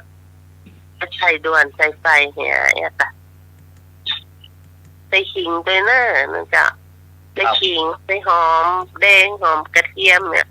ตำให้ละเอียดเนาะแล้วก็ใส่พริกลาบลงไปนะคะแล้วกุ้งก็ล้างเสร็จแล้วพี่แจ้น้ำกับไอวัตเตอร์น้ำโมเลกุลเล็กกันเนาะมันจะดึงสารพิษที่เขาแก้มาตัวเนี่ยเขาบอกว่าเขาไม่ได้แก้เขาใส่น้ำแข็งมาเนี่ยจะเอาปอกหัวก็มาแก้น้ำโมเลกุลสำคัญ เพื่อน จ้ะ น้องนี่ไปเอากุ้งที่ไม่กวางฉันไม่กวางแต่ที่มีกลางวันนะที่มีทุกวันบางวันใช่ก็จะให้ไปถามดูนี้กำลังมีมะเจ้าเนี่ยหลายวันละนี่นะคนว่านะซื้อมา50 บาทนี่ได้เจ็ดนักอ่ะ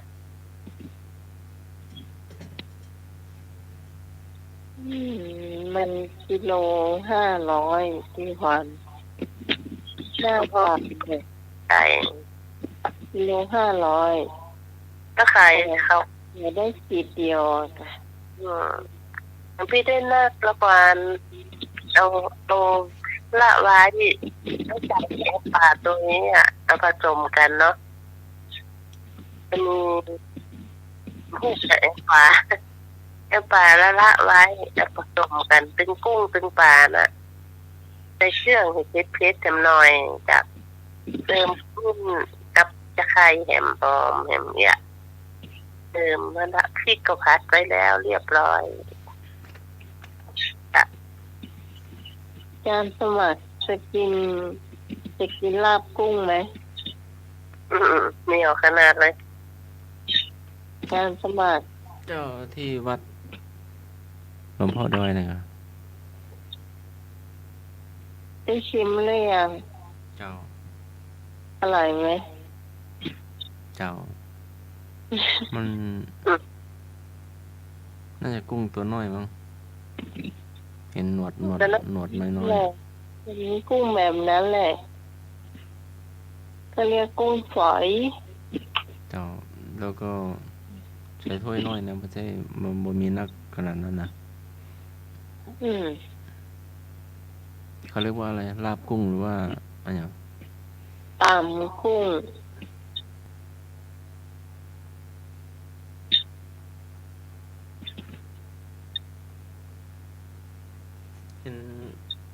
เห็นบางอันกุ้ง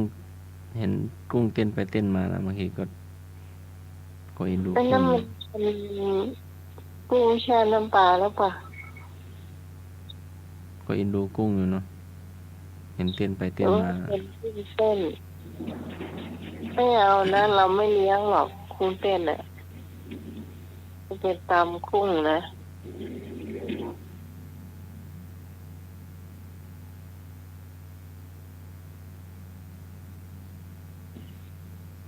ก้อนไหนอ่ะก้อนกระโมนอยู่ฟังอยู่เจ้า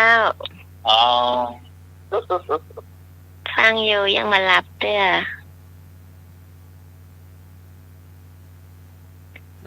ใครเสี้ย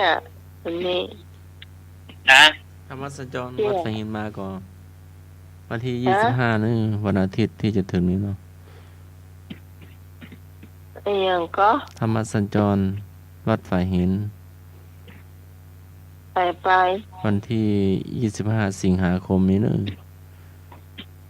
ตอนที่ไปเนี่ย กี่โมงอาจารย์ เมื่อแรง หรือเมื่อแรงจ้ะ ทำให้สัญจร เป็นเงินภาคนะฮะ เป็นเงินผ้าก็เอาเกาะไปว่าเท่าอ่ะ ที่ชาห้าเป็นวัดตะเศร้าละเวียนกันนะ ก็เวียนกันเลยเนาะวัดเหนือวัดใต้เวียนกันไปเปลี่ยนกันจัดเนาะก็ถึงคิวถึงรอบแล้วเนาะเพราะวัดไฟหิงมันได้จัดมา10 ปีแล้วก็โอเคจัดเสื้อนะจ๊ะนั่นก็ไม่ได้จัดรถด่วน แล้วก็หมู่บ้านรักษาศีล 5แล้วก็วัด5 ซอย อาจารย์ได้เอารถไปจอดที่ไหนอ่ะ รถด่วนหรือว่ารถธรรมสัญจรตำบลถ้าธรรมสัญจรตำบลก็จอดที่มหาวิทยาลัยเชียงใหม่โดยจอดโรงเรียนบ้านซึ่งโดยจอดลานหน้าธรรมสถานตัวนะหลายมีเยอะเนาะที่จอดรถจ้าน มัสการครับผมเตรียมพร้อมที่จะฟังวัดไผ่หินแล้วครับเนาะธรรมสัญจรวัดไผ่หินแล้วครับเนาะผมเตรียมพร้อมแล้ว แล้วก็รายการธรรมะคลายเครียดก็บ่มีแล้วกันเนาะครับนมัสการครับนี่ก็ยุบสิจ้าก็ยากก็ยังวะ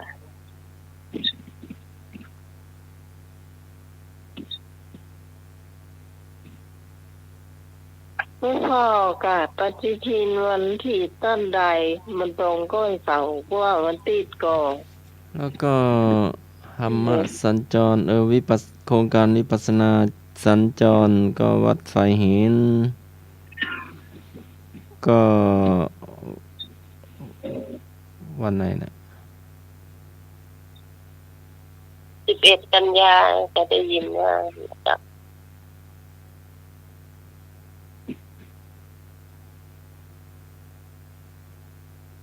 11 กันยากันเนาะไม่ใช่คนละตำรากันกันยาคนละตำรากันเนาะ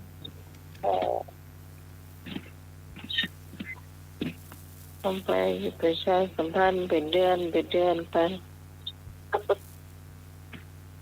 ยาวเหยียดบรรลัยที่จำไม่ได้ขนาดเอามาอ่านยังจำไม่ได้เลย11 กันยาหลายวัดแล้วเนาะอันนี้เพิ่นปรับปรุงใหม่เนาะวันนี้วันที่17เสาร์เนาะ18ติด19จันทร์ดาวกาใส่ที่สเดี๋ยวน้ำใหม่17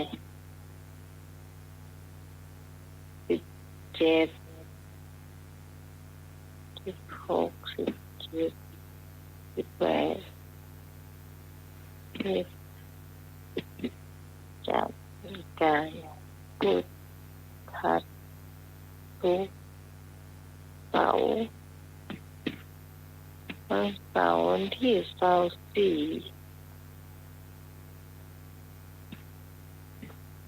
จะให้วันติดกันค่ะวันที่เป็นวันเสาร์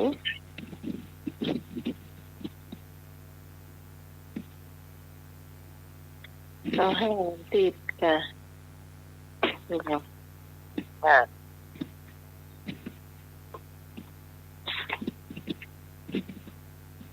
ที่มีธรรมะสัญจรมันติดกันจะสมัครเจ้าวันที่25 สิงหาคมอันก็บอกตรงนี้เลยว่าวันติดเนี้ย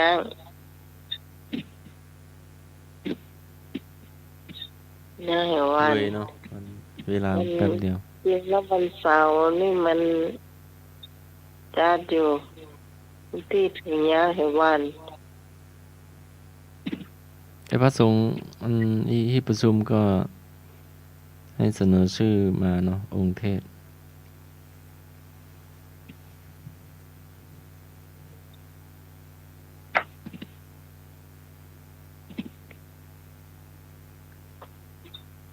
ทั้งเลยมีเสื้อกะ ครับ มาเลย เจียกะ อ่า เจียกันเจียนี่มันไผ่ลวกเนาะเนี่ยต่างคนต่างว่ามันลวกเจียนี่เอาหน้าเลี้ยงไว้กันนู่นเจ้าแจ้งเนาะ จ้า ตอนว่าโอ้เงาห่างเลี้ยงไว้หรือว่าข้าวบุญหุ่งก็นั่นเริ่มเบื่อหรอเราแหละพอละป้าโอ้ยไงก็เอานั่งพ่อเขาอ่ะ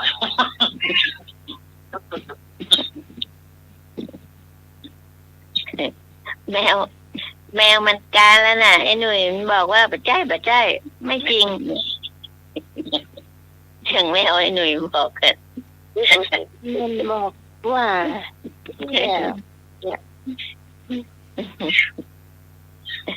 ได้ยินละ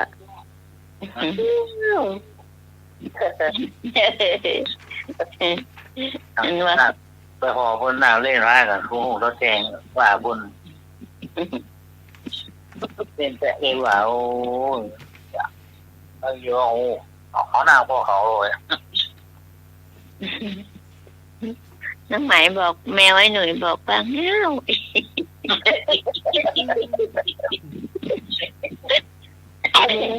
แปลกมันนั่นแหละแต่มันได้จากว่าพอดีนะ ฮะแมวออกตาตัว เ แมวจันทร์ตามตัวกัน แมวไอ้หนุ่ย ลูกจ้างมันมาเนี่ยการใหม่ จะบอกมันเล่าเชื่อหรอ ต้องการนั้นโอนซื้อไปซื้อมาอย่างอ่ะเขาบอกเมาเลยเหรอโอนซื้อไปซื้อมาแล้วหรือซื้อก๋วยเตี๋ยวถุงผู้พี่ก็เหรอนอกเนี่ยซื้อก๋วยเตี๋ยวกันก๋วยเตี๋ยวถุงจางมา50เตี๋ยวมาถุงกับจางเลยซื้อก๋วยเตี๋ยวถุง50ครับนะว่าพวกก้ามันมาอยู่เนาะมีพวกจ้างมันอยู่จ้างมา50มันมี30อันนั้นเราเบาอ่ะไปติ๊กไปถามเมื่อก่อน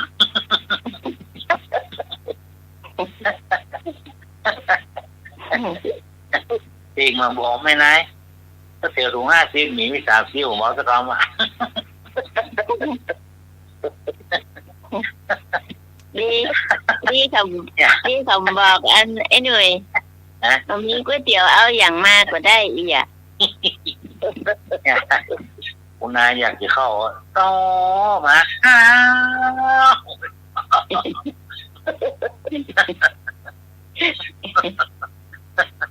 ที่บอกมาอย่างนี้นะว่ามันอยู่50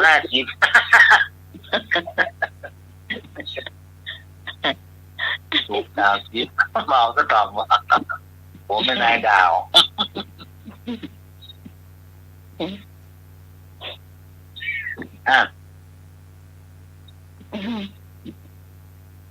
มันบอกเงานะ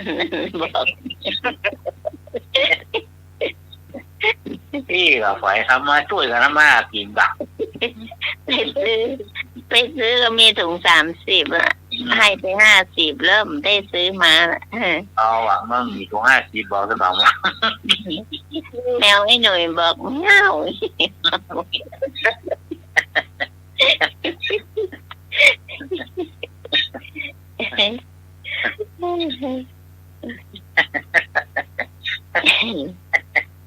ก็เจอถุงแล้วก็เจอนี่ก็มันเรื่องไปได้เหรอนี่จ้ะดอกอันนี้ไอ้หนุ่ยเจอกาแฟเนาะ ได้รู้ว่าไม่ได้ร่างไฟแล้วนะโอ้โห ใ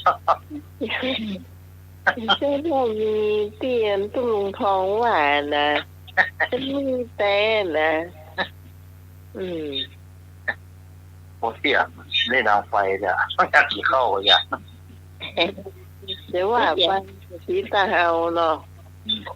สีตาเฮาเก่าไอ้หนุ่ยว่าซื้อเพื่อให้แม่ถุงหมอตอนนั้นต้องสั่งอีกอย่างไรอย่างไรหนุ่ยดาโฟนะเย็นดาโฟอ๋อเจ้าได้หนึ่งจะซื้อมาถุงเดียวแต่แม่เพิ่นได้ขยะกอยค่ะไอ้เชนนี่ไปซื้อที่ร้านหนึ่งจะพอดีเจ้าของร้านเตียวมาที่ร้าน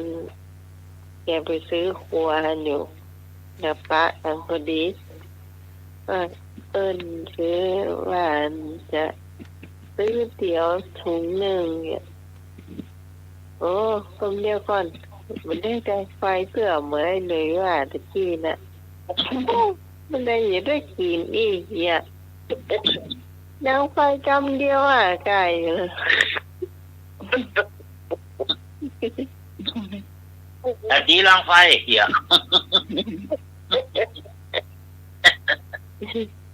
แต่บางทีพวกกระต้มอย่างไว้หมูต้มหูเนาะอันน่าจะอุ่นมาได้หูเนาะว่ามันเสี่ยงแล้วลูกเอา1,000จังเดี๋ยวเลยอันดีร่างไฟโอ้อันนั้นอีกแล้วไอ้หนุ่ยที่เขาเล่าว่าที่อันตอนเจ้าที่ว่าจะกินกาแฟน่ะเพลงมันร้องว่าไงวะน้ำยังประเดือดเนี่ยไปใหญ่ก็กาแฟน้ำนิ่งมันว่าอย่างก็วันร้องเพลงแบบคนดอยน้ำเนี่ยประเดือดที่ว่าน้ำยังไม่ได้ว่าน้ำยังไม่ได้ต้มน้ำเรียกว่าแรกอะกาแฟก็กินนะเพื่อนมันบอกเคยกินนะกาแฟดำใส่นมข้นน้องลูกตั้งหมดกินเนี่ยเพื่อนเราใส่ขนมตะลุ่มเนาะว่ากาแฟใส่ลงบนต้มได้โกนด้วยหรอเปิดโยงมาก่อนเที่ยวน้อยเนาะมาหาแต่เกี่ยวเอาอย่างนั้นละเอาอย่างนั้นไอ้หรอเอาอย่างนั้นละไอ้หรอเอาอีบอกอย่าคนโยกไปอีกคนโยกขึ้นอยู่ข้างบนรำเงาก็มันยังหมักโกนนะก่อนเป็นงานจริงแล้วนี่มันมาโกนมันก็ยกแย่มันก็โคมมือเนาะมันรำแบบรำเงามันเป็นคนน่ะโกนเยอะเลยจ้ะโกนแล้วน้องมาจ้างกินอยู่ตั้งต้นมันไปหาเพื่อนกินได้หรอต้องหาเพื่อนโกนอ่ะเพื่อนโยกมาเหมือนสั่งเพื่อนนะอย่าเอาอย่าครับอย่าโกนเนาะจะสอนลูกกินด้วยมันถือเมื่อกับมันโยกมันไม่ได้โกนอ่ะโยกเสร็จปากก็ก่อยอีกอ่ะรำได้รำว่าตอนที่ก่อนเป็นเด็กๆเนาะอันนั้นแกชื่ออายุเนาะเขาขายกาแฟอย่างเงี้ยไอ้หนุ่ยไปทุกงานแหละและอันพ่อกับแต่ก่อนนี้กระป๋องนมน่ะเขาจะเอาอันอย่างถ้าสั่งโอนตินน่ะถ้าเป็นโอนตินร้อนเนาะกระป๋องนมน่ะเปิ้นจะเจาะไอ้ที่ห้อยน่ะเวลาหั่นเปิ้นจะชงแล้วมันจะใส่กระป๋องนมน่ะแต่ถึงไม่มีถุงร้อยหน่อยมีกระป๋องนมน่ะเจ้าคุยสู้แข็งน่ะนั่นแหละเอาเจ้ากระป๋องกล้วยสู้อย่างว่าเนี่ยไอ้หน่อยแล้วก็ติ้วไปแล้วมันก็มาขาดไหนเนาะครับแล้วอันของนั้นเนาะเจ้าวันน่ะปองลมนะก็ร้องติ้วต้องย่องไม่ย่องไปอะไรอ่ะก็จังนั่นแหละก็จะแกมาทิ้งลงแกขายดีของแกขายอยู่คนเดียวนั่นเนาะแล้วอันกัดนะครับกัดนะครับ ใช่เขาขายที่ อันนี้เขาขายที่วัดเนาะ ครับ เพราะว่าตอนเด็กๆนั่นเป็นนักเรียนเขาเรียนที่วัดอ่ะ ครับ เพิ่งจะมีโรงเรียนอย่างนี้เหรอเพิ่งก็เรียนที่วัดนั่นเองแล้วอย่างสมมติว่าถ้าจะกินนมเย็นหรือว่าอะไรเงี้ยเพิ่งจะมีถุงใส่ให้เลยหนู นี่ครับ เคยกินถังนั่นให้คนลบนะคะที่การ เพาะไม่ละเพาะ จ้ะมันจะมีบางทีถ้ากินมาเสี่ยงเอากระป๋องนมนั่นแหละใส่ให้ ครับเนี่ย เอาปิดบ้าน ไปจอกแต่กระป๋องนมนะกระป๋องนมนะ เย็นถึงฮอน ถึงวันไปวัดนี่นะวันนั้นเขาอันฝังป่ะเสี่ยงปลายไปวัดกระซับเมากระเป๋าสีชมพูไม่เห็นนะกระเป๋าน้อยเนาะก็สักกระเป๋าตังค์ไปเสียน้อยเดียวอย่างก็ไม่ได้เอาไปกาแฟอย่างก็ไม่ได้ชงไปสักอย่างข้าวตอนก็ไม่ได้กินแบบนั้นนะจะมากินบ้านอย่างนี้จิตประบ้านมากินบ้านแล้วก็ใช่เป็นไปวัดตอนนะที่ก่อนเสียหายเนาะแล้วทีนี้ตอนช่วงฝนก่อนที่ฝนการตรวจทับวัดเย็นน่ะมันมีการพักน้อยหนึ่งเนาะถ้าเขาเอาวันเย็นเมื่อน้องเอาความขยากกินข้าวเนาะเขาก็เลยกว่าเป็นลมเลยเอาวันเย็นกินกลมเสี่ยงเนาะแล้วมันหวานเย็นหรือว่าเสริมมันก็ย้อยบ่อยเนาะนี่จะได้งานถูกละเราจะต้องเอาถ้วยเอาไปตวยบอกหมอสักกรรมเบาละอันนี้นะเอากระเป๋าน้อยไปเนี่ยเบาไปละนี่มันจะตกใส่เสื้อผ้าเหรอเนาะวันนั้นถูกได้ตัวแต่ลูกได้เขาไปขว้างขยะมีสิได้เกิงเยี่ยวก็มาถึงแล้วเขาเกิดเย็นขึ้นนะเนาะได้กินข้าวตอนเนี่ยค่ะแต่มันว่าจะเลิกตรงทุกคำเลยนะจัดสมัครหลับไปละกัน อาจารย์มาเมียว่อง โอ้ยสาว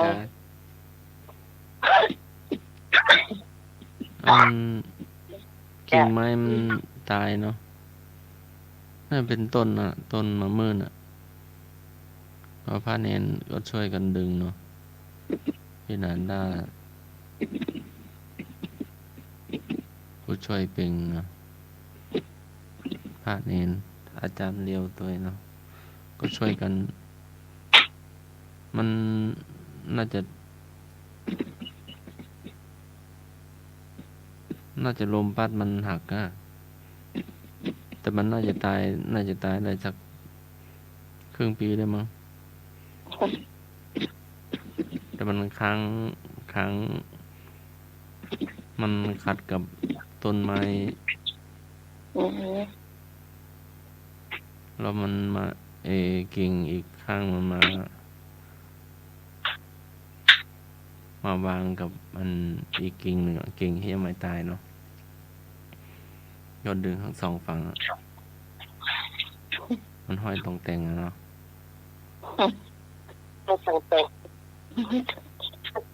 ก็กิ่งประมาณเท่าขาเนาะมาเสร็จแล้วน่าจะใหญ่กว่าขาอยู่ค่ะมันกิ่งที่มันแตกออกจากต้นใหญ่เนาะต้นมะม่วงก็ดีบ่โดนสายไฟนักต่อใดแล้วก็มาโดนปลายหลังคามาสนใจมะม่วงแต่เขาสนใจนั่นพุ่น ไอ้อย่างก็พี่พรเจ้าบอกไอ้หนุ่ยวันนั้นพี่พร ฮะ พี่พรจ้าไอ้อย่างก็ที่เขาบอกไอ้หนุ่ยวันนั้นต้องลืมไปละโอ้ลืมก็ไม่ได้กินกันอันน่ะเอ้ยแล้วก็เสากล้วยก็มาเนาะเสากล้วย อ๋อ ตัวมาช่วยมาช่วยดึงนะช่วยเตียวไปเตียวมาเขาช่วยไม่ช่วยมากกว่าเสากล้วยเป็นมาฮะแล้วอาจารย์จะมาเอาไปเผาที่ไหนล่ะเขาตายแล้วอ่ะกิ่งไม้นะกิ่งลำไยตัวเนาะก็ไปไว้ในกิ่งไม้เขาตายแล้วไปเผาที่ไหน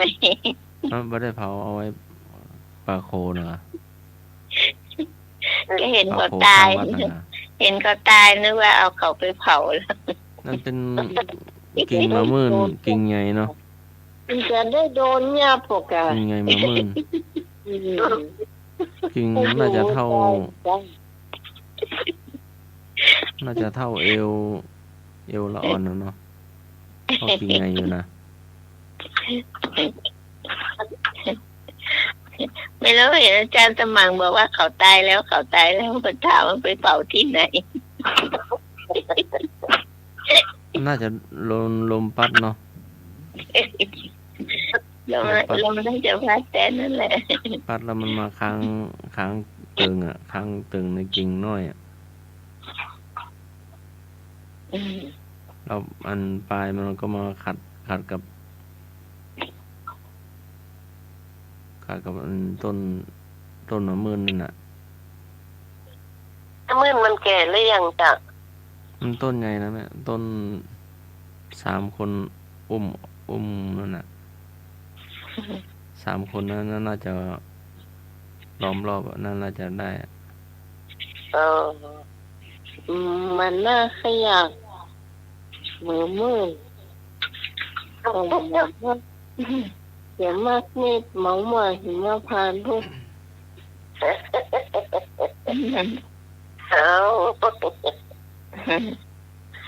ความลืมก็ลืมไปเถอะเขาต้องมาลืม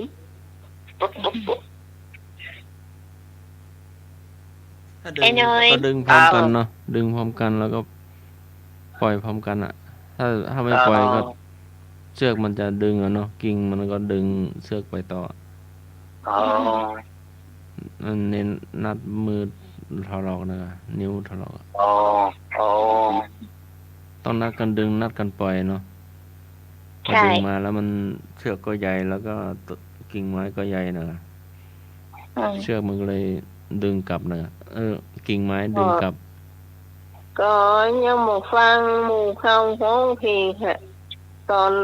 ที่ไอ้หนูอยู่ตัวฮะดึง2 ฝั่งเนาะตอนลง3-4 คนฮะมันยังเชือกล้มแล้วดีเขามาเอาเชือกพันแขนไว้อ่ะเจ้าเหมือนเล่น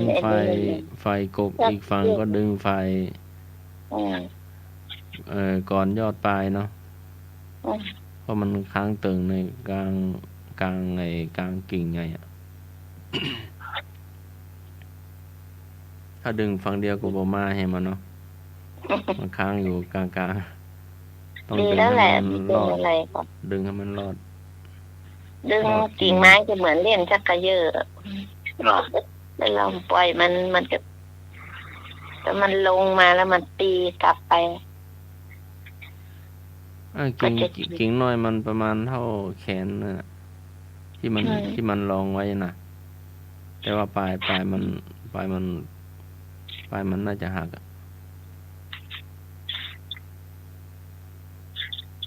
แล้วไป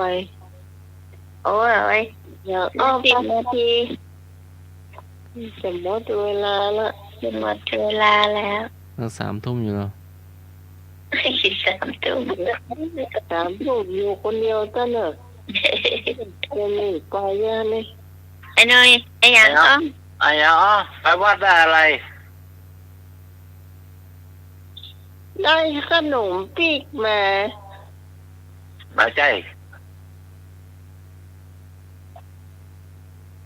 ตอนนั้นน้องได้อะ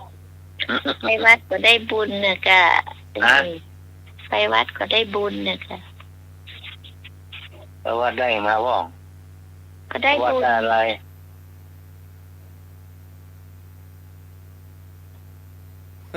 ไปวัดก็ได้บุญนะกะอุ้ย ได้บุญเหรอ จ้า สมัยได้ขนม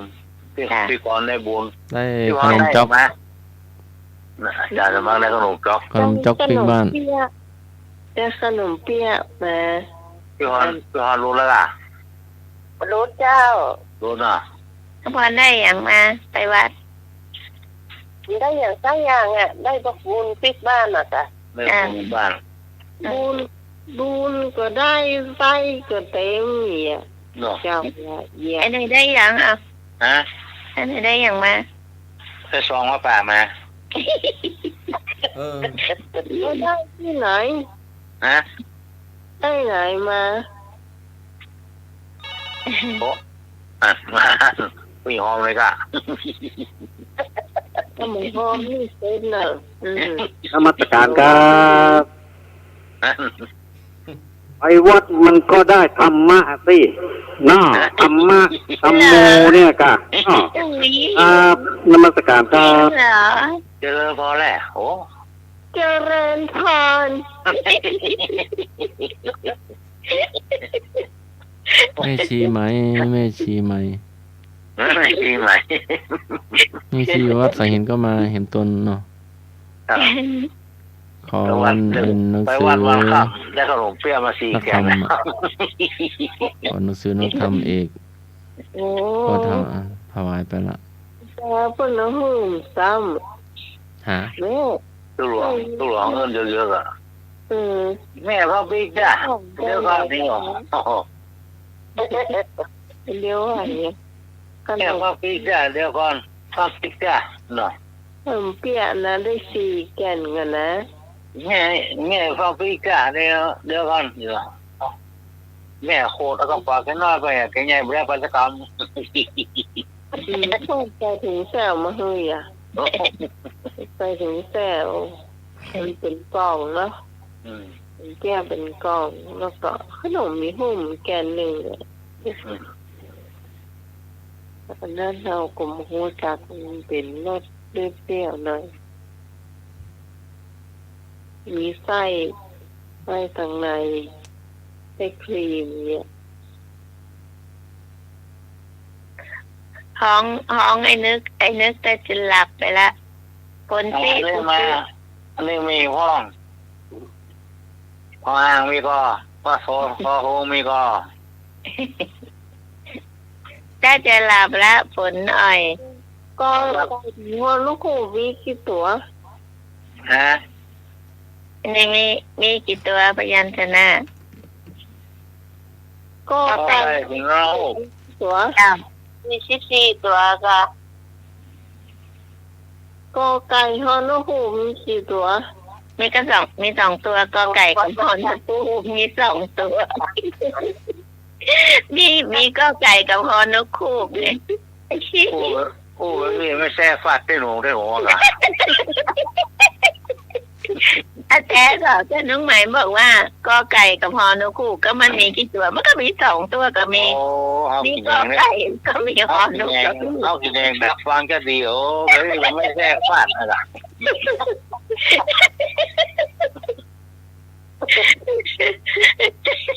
โอ้เล่นแล้วนี่กลับไปเว้ย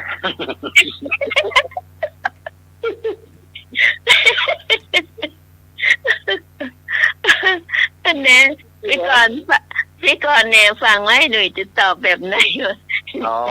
ทุก เล่น คน อย่าง ตอบ นี้ หมดคน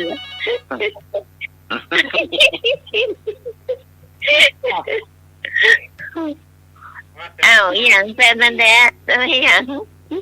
โอ้วัดเด็กครับ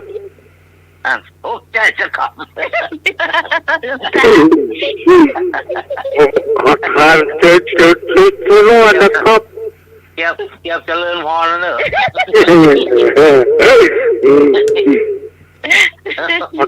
จุดรอดนะครับ มาเลยพอพาไม่ว่าพอพากันเดียวกายนี่กันเดียวว่ากันนั้นครับไปจุ๊บกันข้างหัวก็ เอากระจายเวลาจะหมดละ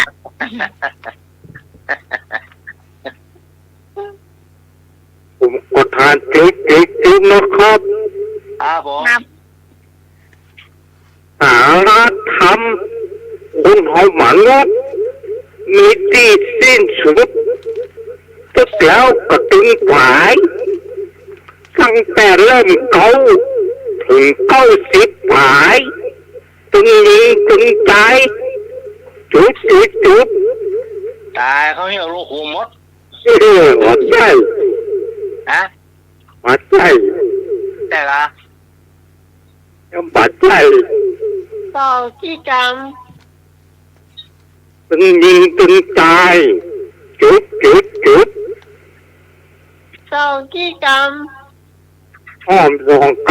ำเอลวัดเอลวา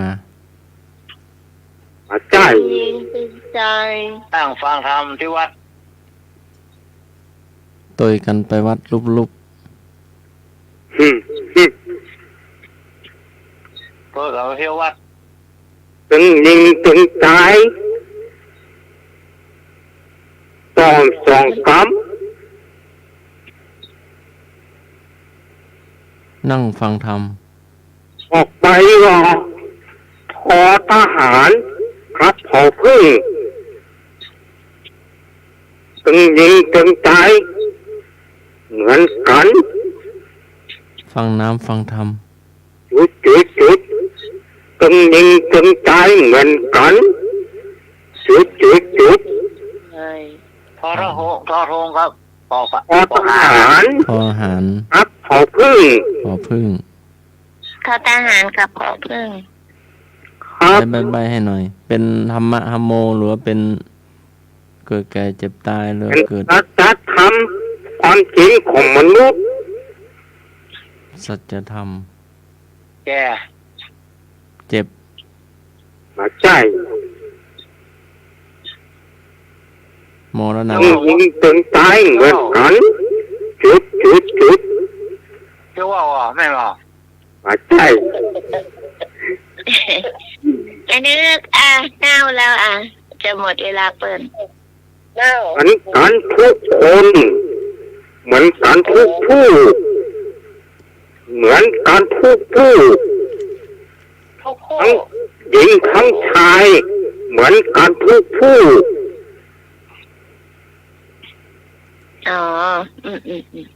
เหมือนกันทุกผู้ออกทหารทุกออกพึ่งกับผู้เหมือนกันทุกผู้ผลสุดท้ายเหมือนกันถ้าความจริงของมนุษย์ของเราจะใช่ถูกแล้วอีกนึงบอกต้นครับตีก่อนนะครับครับผมครับโชคดีนะเรื่องเนอะครับผมว่ากับโมริไม่ใช่สักคำทุกคนยิงถึงใจทุกคนเชื่อว่ามันกับมดเนี่ยบอก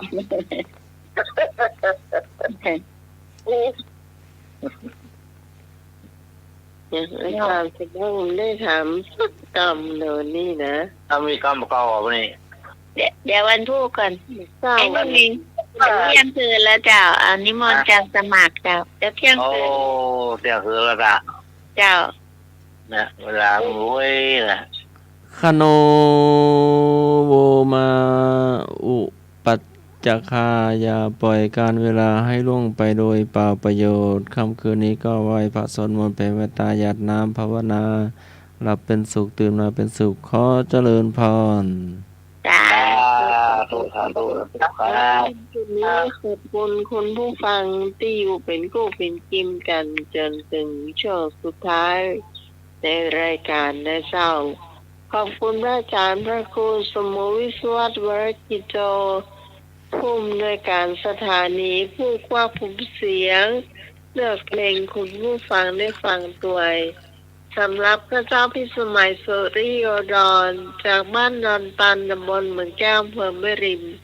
จังหวัดเชียงใหม่เจ้าแล้วก็ขอบคุณพระอาจารย์สบักนะเจ้าขอบคุณไอ้หนุ่ยนะเจ้าขอบคุณพี่กรณ์เจ้าไว้นะเจ้าแล้วเราจะมาพบปะกันใหม่ในคืนพรุ่งนี้3 ทุ่มถึงเที่ยงคืนนะเจ้าสำหรับวันนี้ทุกคนลาไปพร้อมกันสวัสดีจ้า